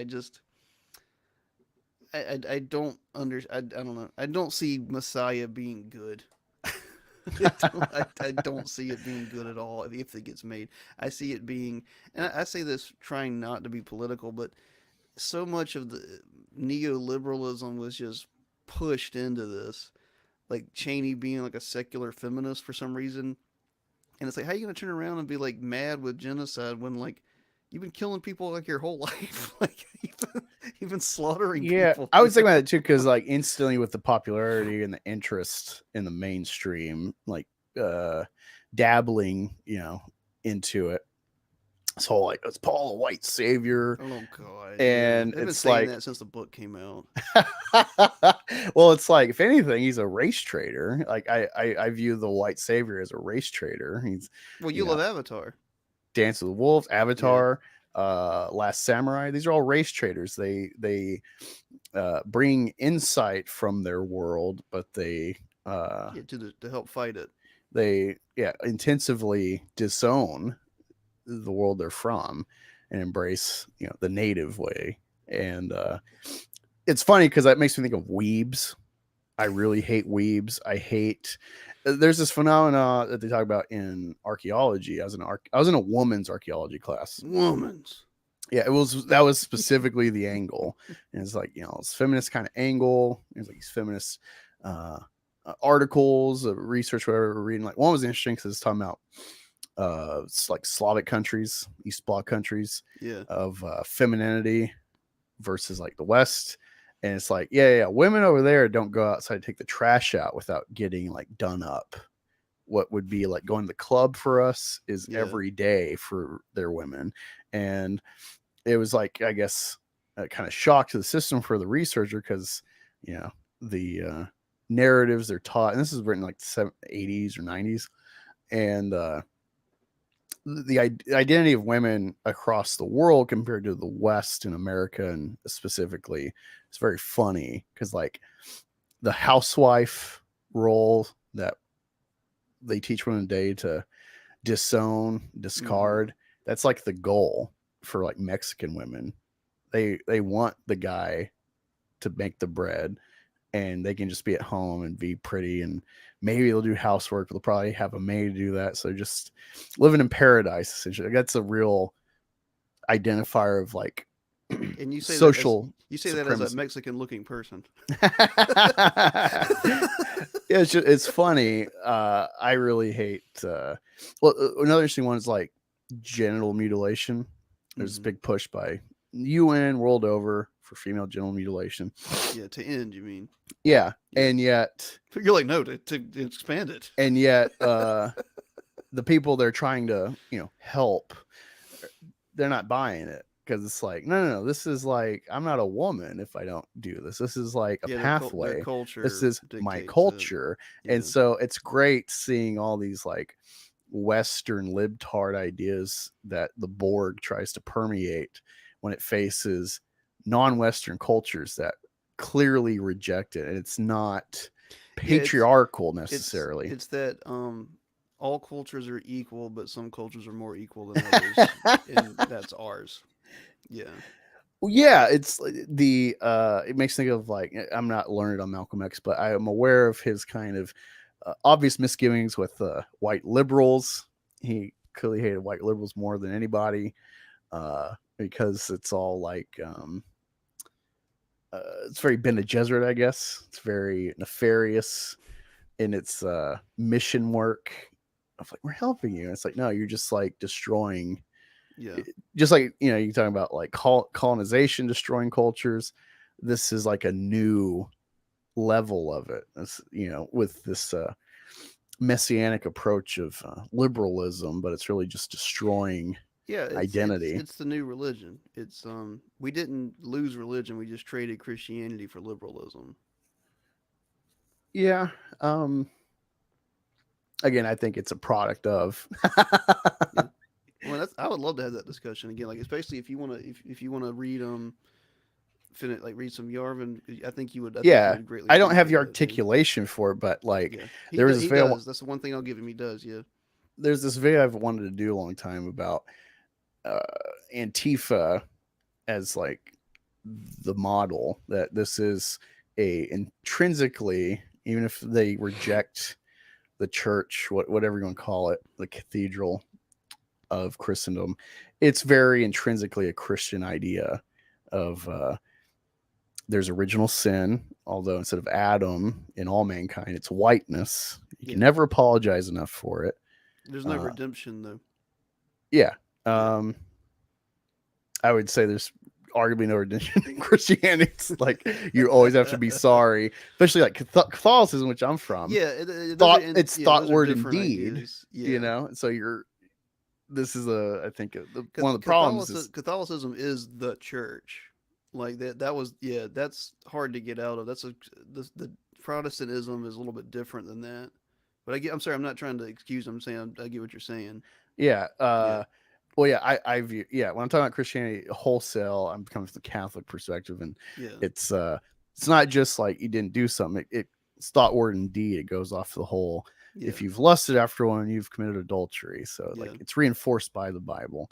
Um, so yeah, there's no real redemption. You always have to be sorry if you're white or if you're rich, and this will be amoebus will extend to the Asians when need be for their narrative. I would say the difference between yeah. like the Christian templates that they're pulling from versus modern is that it's amoebus. It doesn't have a set dogma. It'll shift as needed for the goals, but ultimately Yeah, it's a goal of no, that's a great observation that you've made that a lot of Christians, especially Christian nationalists, want is how much, especially Catholicism, shifted and changed as it spread to Europe, um, and how it would adopt native. I mean, that's where most of the holidays come from. yeah, And that's not the Saturnalia Christian. is Christmas. Yeah, but Like that's they just not. robbed it. I'm not saying that because there is evidence that it was different. But what I'm saying is there's only two sacred things in Christianity as far as material things, and that's baptism and rites, I should say, baptism and communion. Which the Catholics no, that's not true. They don't believe that, but they certainly adopted a bunch of holy days and a bunch of other practices. But what I'm saying is you're correct in describing materially that Christianity is very amoebus, um, because it only holds like two rites sacred, and everything else it kind of is like okay with. Oh yeah, like Yeah, sexuality. What would in the West in different countries be like? Whoa, you can't go to church like that. They'll totally be like, well, it's okay. We're in India. Everyone wears midriffs, like. yeah, uh, yeah, it's very much like where are we? It's funny too because like I get a kick when people talk about New World Order as an mm-hmm. idea. They want everyone to be on the same. No one has an identity because we're all one. Everyone's Yeah, equal. There's no races. That's the ideal. The the goo backs of South Park. That's like the yeah, idea. It's you can't tell the gender or the identity. They yeah, all speak the same. That's a meme of the goal, but it's like that's Christianity wants the same thing. It's funny they bemoan like the takeover, this antichrist, talking about like weird Protestantism as well with like left behind kind of fear oh mongering. gosh, yeah, But overall it all has this fear mongering yeah, like revelation of like a one world order, and yet that's exactly what you people are seeking as well, just with your God. And so it's I don't know, it's very like it comes across two-faced when you put it on paper, at least, of like maybe yeah, and maybe that's there's a spiritual like goal of like, well, this is a good world order for all on under yeah, this it's the that's the same two thing. things. Well, that's the two things is you have to believe one. If God is a God, if God is real, then He is the objective good, the objective truth, which means anything against it is evil. And the other is, yeah, you're again, you're kind of describing Catholicism, and I agree with you there. And a lot of that, I don't mean this as a damnation against people who follow Catholicism. Some of my closest friends on this platform are Catholics. More power to them. But the Catholic Church, particularly and the Christian nationalists, which some of those are Catholics, some of them aren't, they have this idea of a material kingdom, and that's not what Christ preached. They have this idea basically of conquering the world, and that's Christendom. And Christendom, I don't think Christendom and Christianity are the same thing. Me personally, and I can argue that. But your observation is correct. Like that is, again with Dune, it's the danger of ideologies and the danger of messiahs, except for again I'll say it because that's the baseline academic study of Dune. The real study of Dune is what do you do when this man is a messiah. What if you woke up tomorrow, Angus, and you really did see the golden path for humanity, and it involved the execution of billions versus the death of trillions? Like, what do you do with that? You know? I'd be like doctor. I don't know if anyone's saw this. I feel like they would have to. Uh, I feel there's a connection in some way between Dr. Manhattan and Paul. They just do very Yeah. opposite things. I think someone like Dr. Manhattan gets this Messiah power potential, and he's like, what's the point? Yeah. If I'm meddling, that's how I look at like saints, and I include like Moses or Elijah, Elisha, all these prophets. They're all saints ultimately. They're these like chosen messenger, whatever you want to call it, of Mm-hmm. God, where he directly meddles in their lives to push the board where he wants in some way. Yeah. I would say arbitrarily, with the free will idea. It's like, well, I don't see free will with these people. Like, look at Abraham. There's no free will there. He even tried free will, and God's like, no, no, no, no, no. Or it's Rachel, not Hagar. And I don't know. It's interesting. Like, I just feel like if this calling came, what's the point if you're like seeing future? I don't know, just kill everybody. It's just my place now. Like, I don't see I've become very much Dr. Manhattan. I don't see the purpose of helping or hurting. It's like you figured out the game and it's pointless now. Yeah. That's what you just described is the question that Dune actually asks, not what Dune 2 showed. it's it's deeply compelling. I mean, not to I didn't come here to self promote, but we've ingested Dune and a lot of stuff, and that's what we put into our work. It's this idea of what how do you reconcile this pattern with humanity? Like humanity seems to always organize itself under rulers and ideologies and gods. Like, how do you first of all, like from a scientific observation, like how do we explain that? I don't know how we explain the religious gene, and like we still can't. Like the new atheists thought they had figured it out, and then this far left stuff got into it, destroyed them from the inside out, and they realized, oh, people are Yeah, religious. dude, it's funny you say that Yeah. because I was seeking out atheist fellowship. That's why I was interested in Satanism, Mm-hmm. the TST, not LeVay. Yeah. But then I go to a meeting to start a chapter in Columbus, and it's like, oh my god! Like, besides one guy is like super Second Amendment, very Trump, but he's like very hostile with his knowledge of the Bible, and I'm like, yeah, it's definitely an enemy, and it's like the main ideological enemy of our ideology that Yeah. I'm interested in. Sorry, it gave you race. But I also see the value it has, and so it's like it's hard to like piece out how much to like arguably seek to destroy, because it's like no, I see the value of this stuff as well. Yeah. I try to be objective, and everyone else is like libtard wacko, and it's like all these, and same with atheists where it's like they're all fucking crying about Trump, and I'm like I love Yeah. Trump actually. They have their own religion, but they're atheists. Yeah, it's weird, and it's interesting because I was in this. I took a etymology class to like study of bugs. Oh, nice. It was just like I needed to fill a spot, and that was counted as a science. And it was very interesting. What did you And major in, my dude? Because you said every class but like your major. well, yeah, I never finished, but I was Oh, going for psych, you and didn't if I ever miss go anything. back, I'll probably try to get a psych bachelor, and then ideal world, let's get bills taken care of, and focus on meth gator. Hopefully that becomes profitable. Yeah, Uh, I hope it I does for you. I would love to seek the law and love to be a lawyer. That's like the ultimate goal. That'd be really cool, man. Yeah, again, I think law is like this interesting. There's no like set course necessarily, but I think law is like the ultimate religion in a way. I don't know if most people see it that way, but Like social religion, like to keep society together. You mean? yeah, it's like that is the constant truth. I think Would you then say, not to interrupt, but would you then say force is then the ultimate religion? Because that's what law is. force. Law is which is the determination of use of force.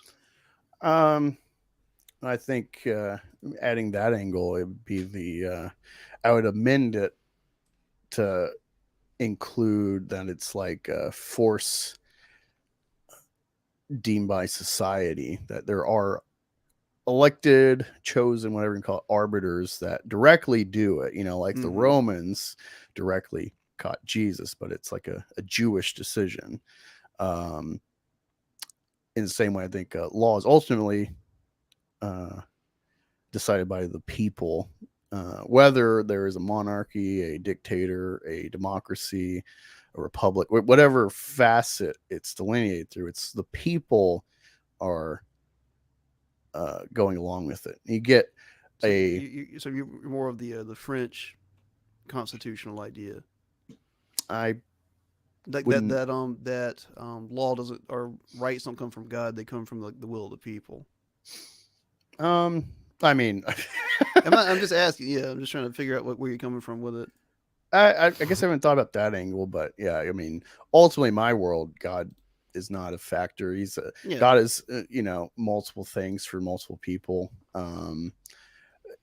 When I say God, it's like lowercase. It's like in the idea of like, is there a higher power? I don't. What is it? yeah, yeah, yeah. Um, so I think that definitely influences lots of people in their thought, but uh, no, I don't think it's from God, whatever that is. Gotcha. Yeah, I think that So informs consensus. people. I think Yeah, I think the individual gods of people inform their vote on things, but ultimately, pragmatically, is the people's will. Uh, yeah. you get meddling with corporations and their money, and with religion, whatever that is at the time. Um, so yeah, it's like I don't have a set definition, but it's usually because the etymology class, it was like a second class I took to fill a space, and it wasn't really about bugs. It was just like a science class that was lumped into etymology as like the course instructor online. Yeah. So she said the curriculum. I don't know if I saved it in my emails, but there's very interesting chapters that we're reading. I don't know what the book was, or if it was a course book. I don't know, but it was talking about like humanity a lot, and like animals and fear and stuff, and law making religion essentially, or Yeah. yeah, fear enforcing. Like fear is like the underlying animal instinct, and that uh from that is where you get like law, Can I and that can I gets add codified into religion essentially. something to that real quick, or just a personal idea? Yeah, Yeah, I agree. I agree. Fear is a fundamental, but the question is like, why is fear? And this isn't me evangelizing. It's just me expressing my philosophy. Fear, because fear is death. Like the only thing you fear is death, destruction, and pain, which is also death. And that's what made the Christian story brilliant, at least in its time at introduction, because here's a God that conquers death. And yeah, I can see that. yeah, that's what the idea of resurrection is like. Then if there's no ultimate death, and there's no fear, which means humanity gets to transcend that primal urge, which means you get to sacrifice your vices now because there's no fear, and now you get to live with virtue. But that I'm just saying that was the bedrock of that idea. Yeah, I agree with you is what I'm saying. no, it's interesting. Yeah, Yeah, I'm not articulating it well because I'm trying to recall from years ago, but yeah, essentially yeah, it's like pointing to like it was kind of like a, I don't know, like in Dune, not Dune, Tron Legacy. He talks about like digital yeah. Oh jazz. man, I love that movie. Yeah, I feel like that's what the class was. That it's like speculative science trying to piece out like scientific observations as to like, well, what is the root of like religion and Yeah, society and tribalism. I agree. I think it probably would be fear. Well, yeah, because like, Fear of death. what's interesting is like animals. You look at like basing like a squirrel. It's like the first thing they do Yeah. when they're like, I guess, to their full sentient state of what they're at. It's like everything's dictated off of fear. They hear a Mm-hmm. sound, they stop, Yeah, they're always they jittery. freeze. That's like the root of our existence is fear, and then we start, you know, we very much live with that. This is something I think about. I never thought about paired with this idea, but like being Afghanistan, that very much informs me, not from like trauma or Yeah. something, but it's like they're living a more base existence, generally speaking, at least where I was stationed as out in the country.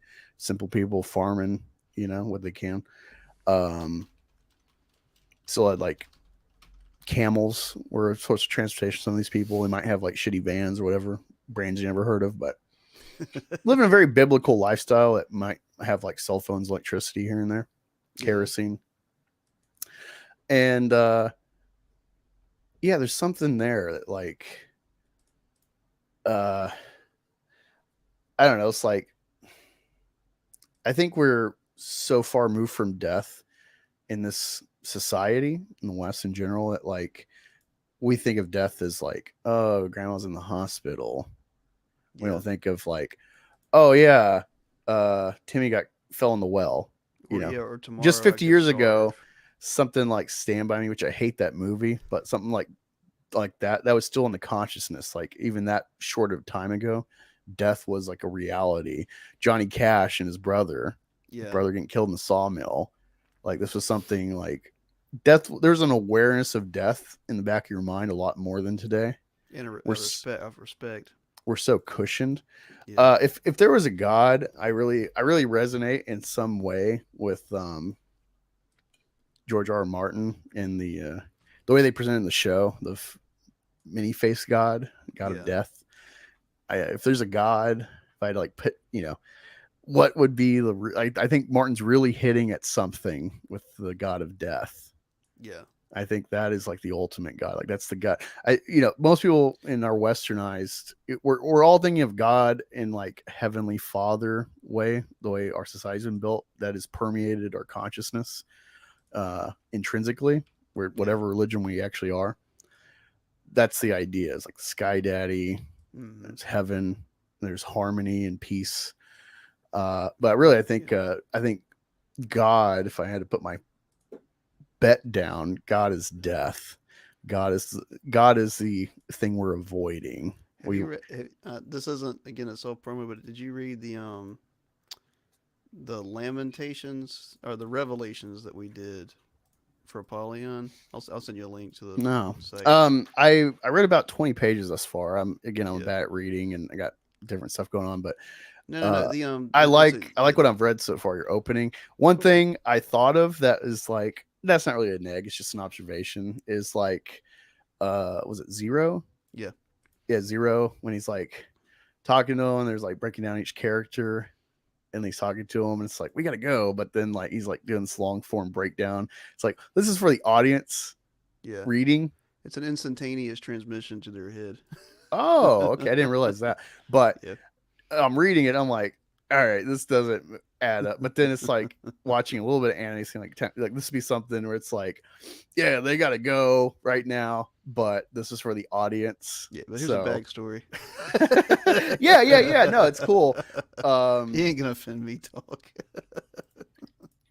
If anything, I might have just moved it to when they go to that house. That would be a chill spot for them to like actually delineate that stuff. But no, it's not a neg. It was just an observation. I'm like, this is kind of silly if you're reading it a certain way where you're like, why would he waste all his time? They got to get out of here. Yeah. And then the 2-page spread, I'm like, you wasted a whole page. Damn it, Dad. You wasted a page with a scream across 2 pages. This was pointless. Fuck you. Take it up with Josh. He gets all vetoing power of all art. I get to watch it's like that's the biggest neg I got was the 2-page spread of the screen. I'm like, this was a waste of a page.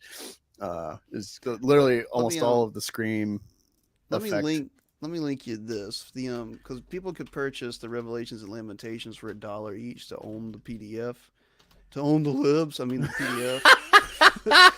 But I had to say that. I'm on the internet. You have to say that term, right? But you can also read it for free on our site. Go to comics, scroll past Apollyon, and we got the Lamentations and the Revelations. I'm going to link you the Revelations because we have a character. Do you have my email or? No, I'll just link it to you here. It's fun in the chat. Oh, okay. Dr. R. Enoch actually makes that observation about our God is death. It's not supposed to be like true. Well, it's not supposed to be like Reddit edge stuff. It's like he's making an observation and he's also going crazy. But no, I agree with you. Again, I'm not trying to proselytize here, but like the Bible, the Christian belief even believes that the God of this world is death, and that was the significance of Christ's sacrifice and resurrection, is that he broke the power of the God of death. That was the original God of humanity.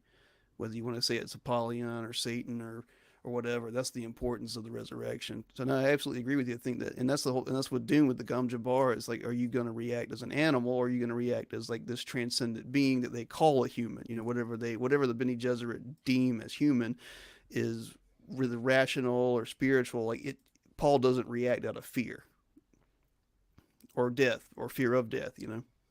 Hmm, that is interesting. Yeah, it's more expanded on in the book. When you get like the book, the Gom Jabbar, that's the whole thing. That's the whole litany of fear. Fear Fear is is the the mind mind killer. killer. Yeah, fear will pass, and then I will be here. Yeah, Fear that is really is like the impetus. Like every innovation yeah, is really rooted in fear and or death. yeah, Fear as an extension of fear is it's like someone throughout history, because it's very clear dogs came from wolves. Wolves are danger to us. They are yeah. a competing You mean predator. you mean they weren't Aryans?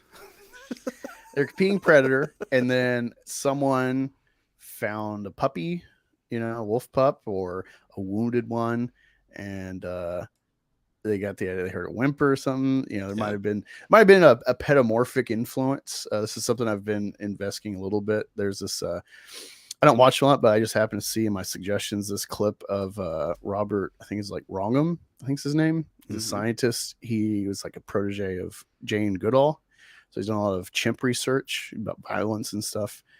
And every time I like his views, and then like pairing that with like sociology and humanity and stuff. But I've investigated a little bit, and he talks. Watch this talk he did about pedomorphism. That the bonobo is a very pedomorphic chimp, Mm-hmm. and like what are the influences? It seems like every creature, slowly but surely, is pedomorphizing. That they're becoming more childlike. That's the real difference in dogs versus wolves. Mm-hmm. Is pedomorphism is child presenting, softer features, more usually like more feminine, if Yeah. across especially dimorphic animals that like have very obvious differences in the sexes. There's this like feminization. Humanity is very beta. We've pedomorphized. When people are bemoaning society and like, oh, Timothy Chalamet is like this male star, Yeah. and oh, it's just promoting feminization. It's like that could be a specific intent of certain people, but this is actually a intrinsic phenomena we've observed through animals in general. We've directly influenced in our canine friends. Now, do you because I'm not quite as read at all of the idea you're talking about, the pedomorphic theory, which is great. Are they seeing it in cycles, or they're seeing it as across human history leading to now? Well, it's talking about betatization was definitely comparative to like chimp politics, in Yeah. that like the ideal alpha Chad bro that like is power through might. Yeah. Uh, that is a factor, but you can actually run with that because we'll kill you. Yeah, You they know, usually don't lead well. I remember that. Yeah. well, they can lead, but they are probably beating up their peers. So you Yeah, get they usually gang coalitions. up on them and just Humanity kill is them. a Yeah. history of beta coalitions, and like hearing a Like scientist, Caesar, Julius Caesar getting assassinated. unfortunately, but Caesar's Yeah. like when you're pairing it with like a specific person, it's interesting because Yeah. Caesar was very, you can meme him beta. He was very much helping the people, whether it was just to win favor with populism, whatever. Like he was doing things beyond necessity to win Yeah. favor. So it's clearly like he had, unfortunately, especially in the modern day, any like arguable tyrant, people love to demonize as like self-serving. And it's like, well, every politician, every leader is winning through dark triad. No, it doesn't matter if it's the Pope, if it's the lowliest monk, if it's Mother Teresa, if it's John F. Kennedy, whatever good you're seeing.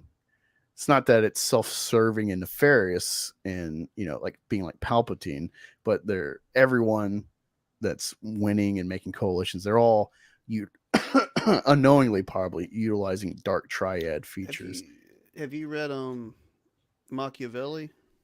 No, I'm very aware of them though. Yeah. Here. Um, the Prince. Basically, the whole thing summarized that like how to rule.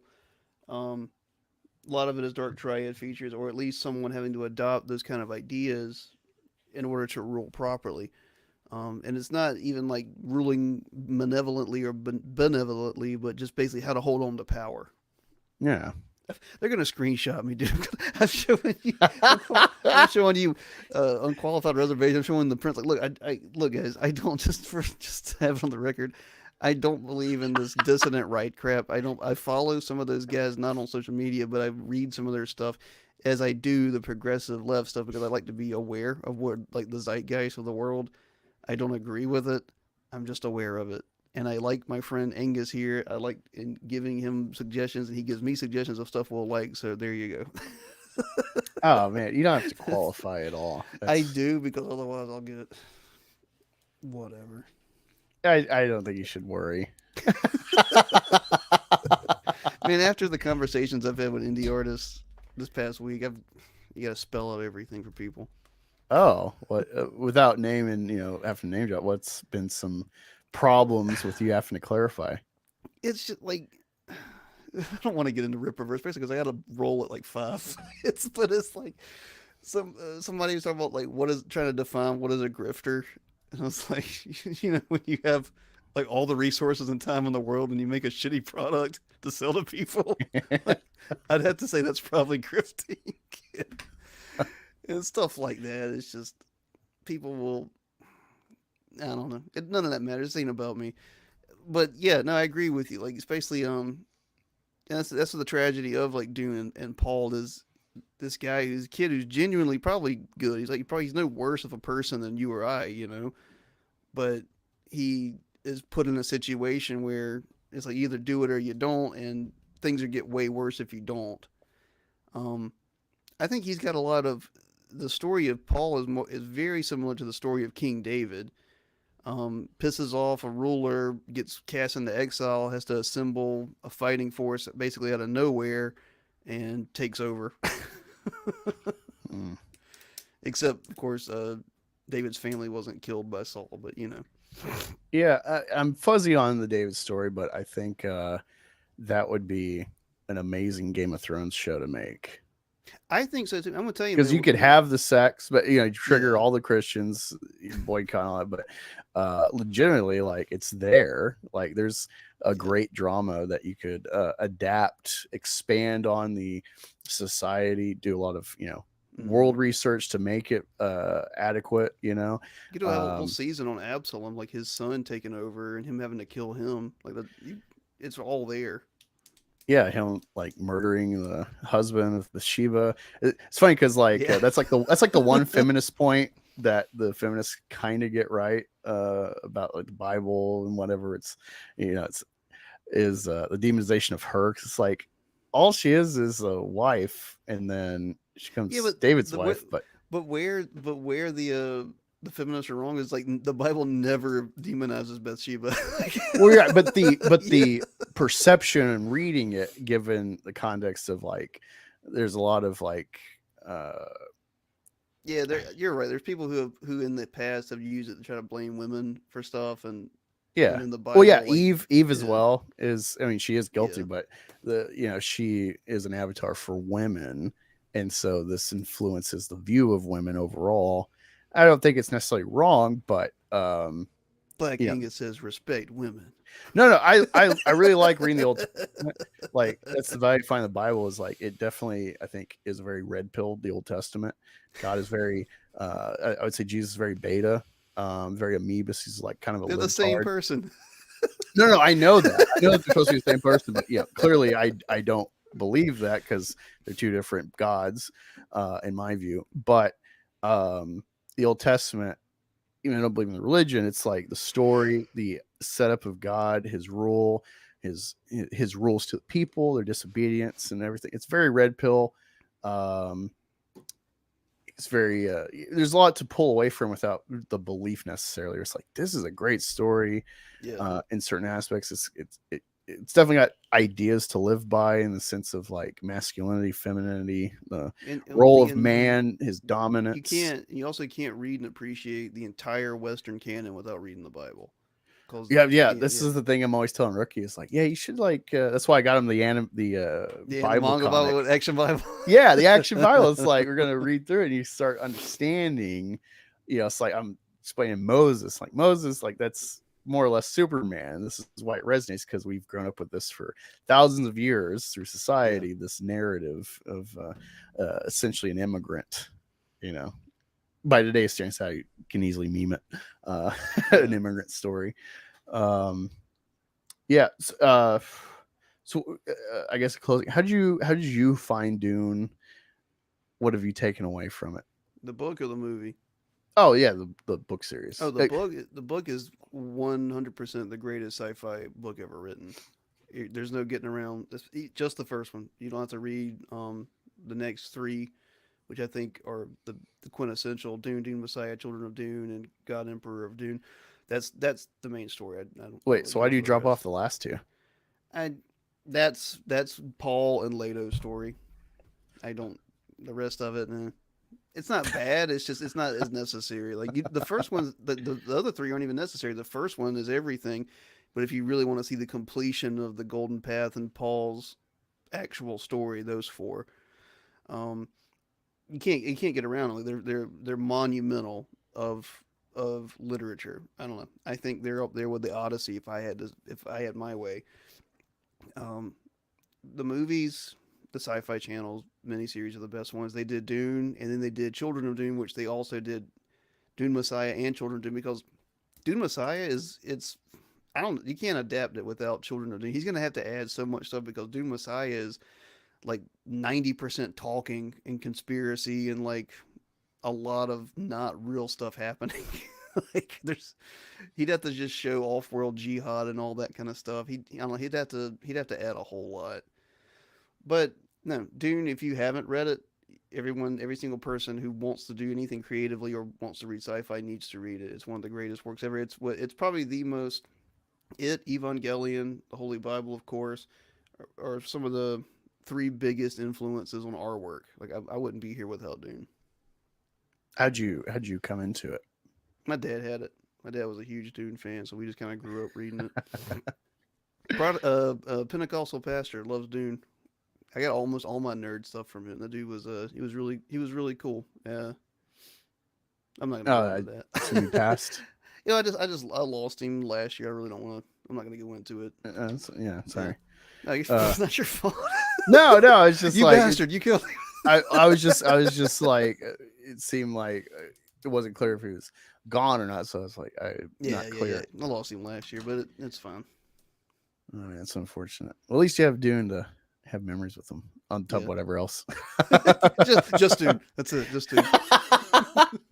It was like an anime. He just dropped in my lap and left when I was like 5.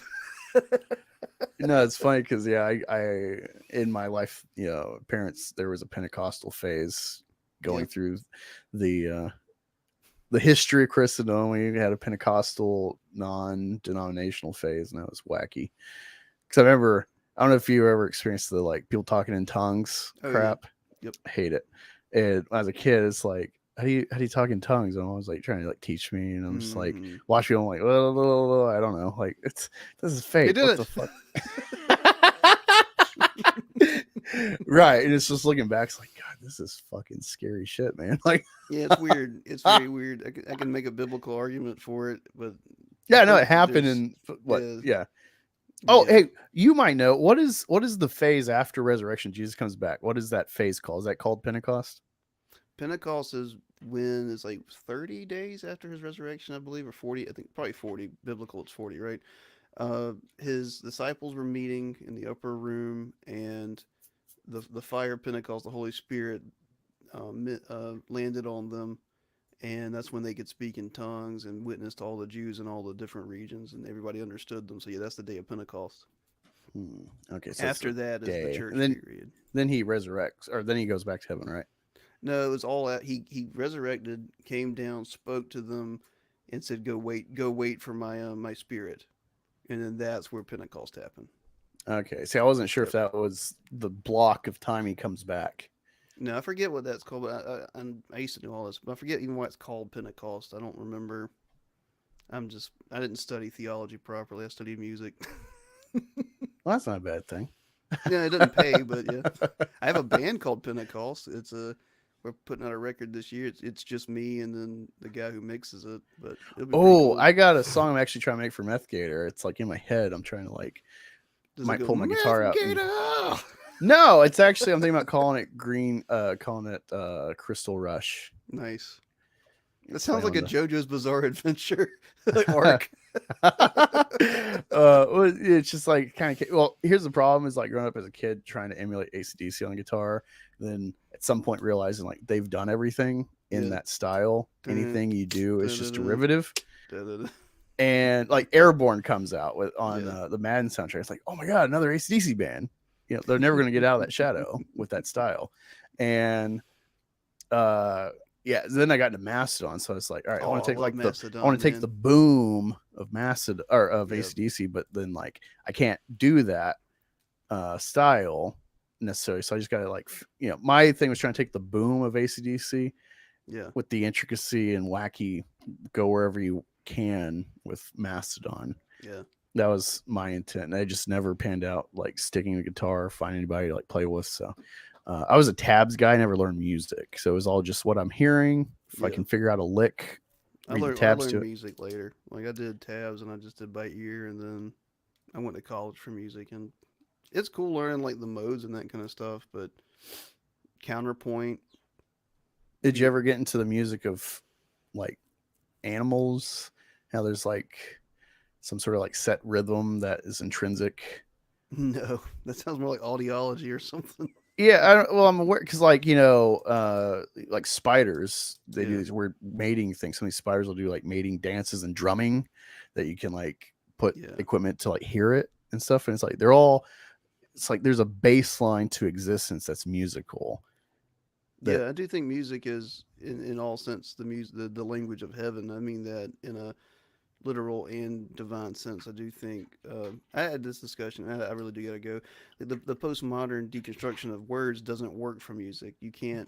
Like, it exists outside. Like it's a tone and an understanding and a feeling that exists outside of what we call utterances of words. It's why it's called the universal language. You know what I mean? yeah. And it's mathematically provable. Like that's, I mean, music is literally for the most part just thirds. I mean, it's not, but some music theory guy's gonna have my ass for saying that. But Well, Western music is based mainly on like the idea of the third being, and then getting rid of the third, and then going to the fifth. Like, I get it. I get it. yeah. Well, no, I'm gonna end this. I'm gonna kick you right now so Yeah, you can man. get on your way. Thank you, Godfoe, for being on. You get out of here, tend to your tasks. Thank you for watching the stream, watching the replay. This is just a wacky, like, hey, you want to go on? We haven't talked in a while.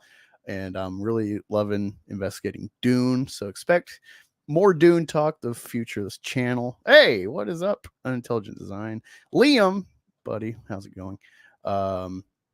Thanks for popping in at the end. Yeah, we are just having a wacky conversation focused on Dune because I'm getting into that.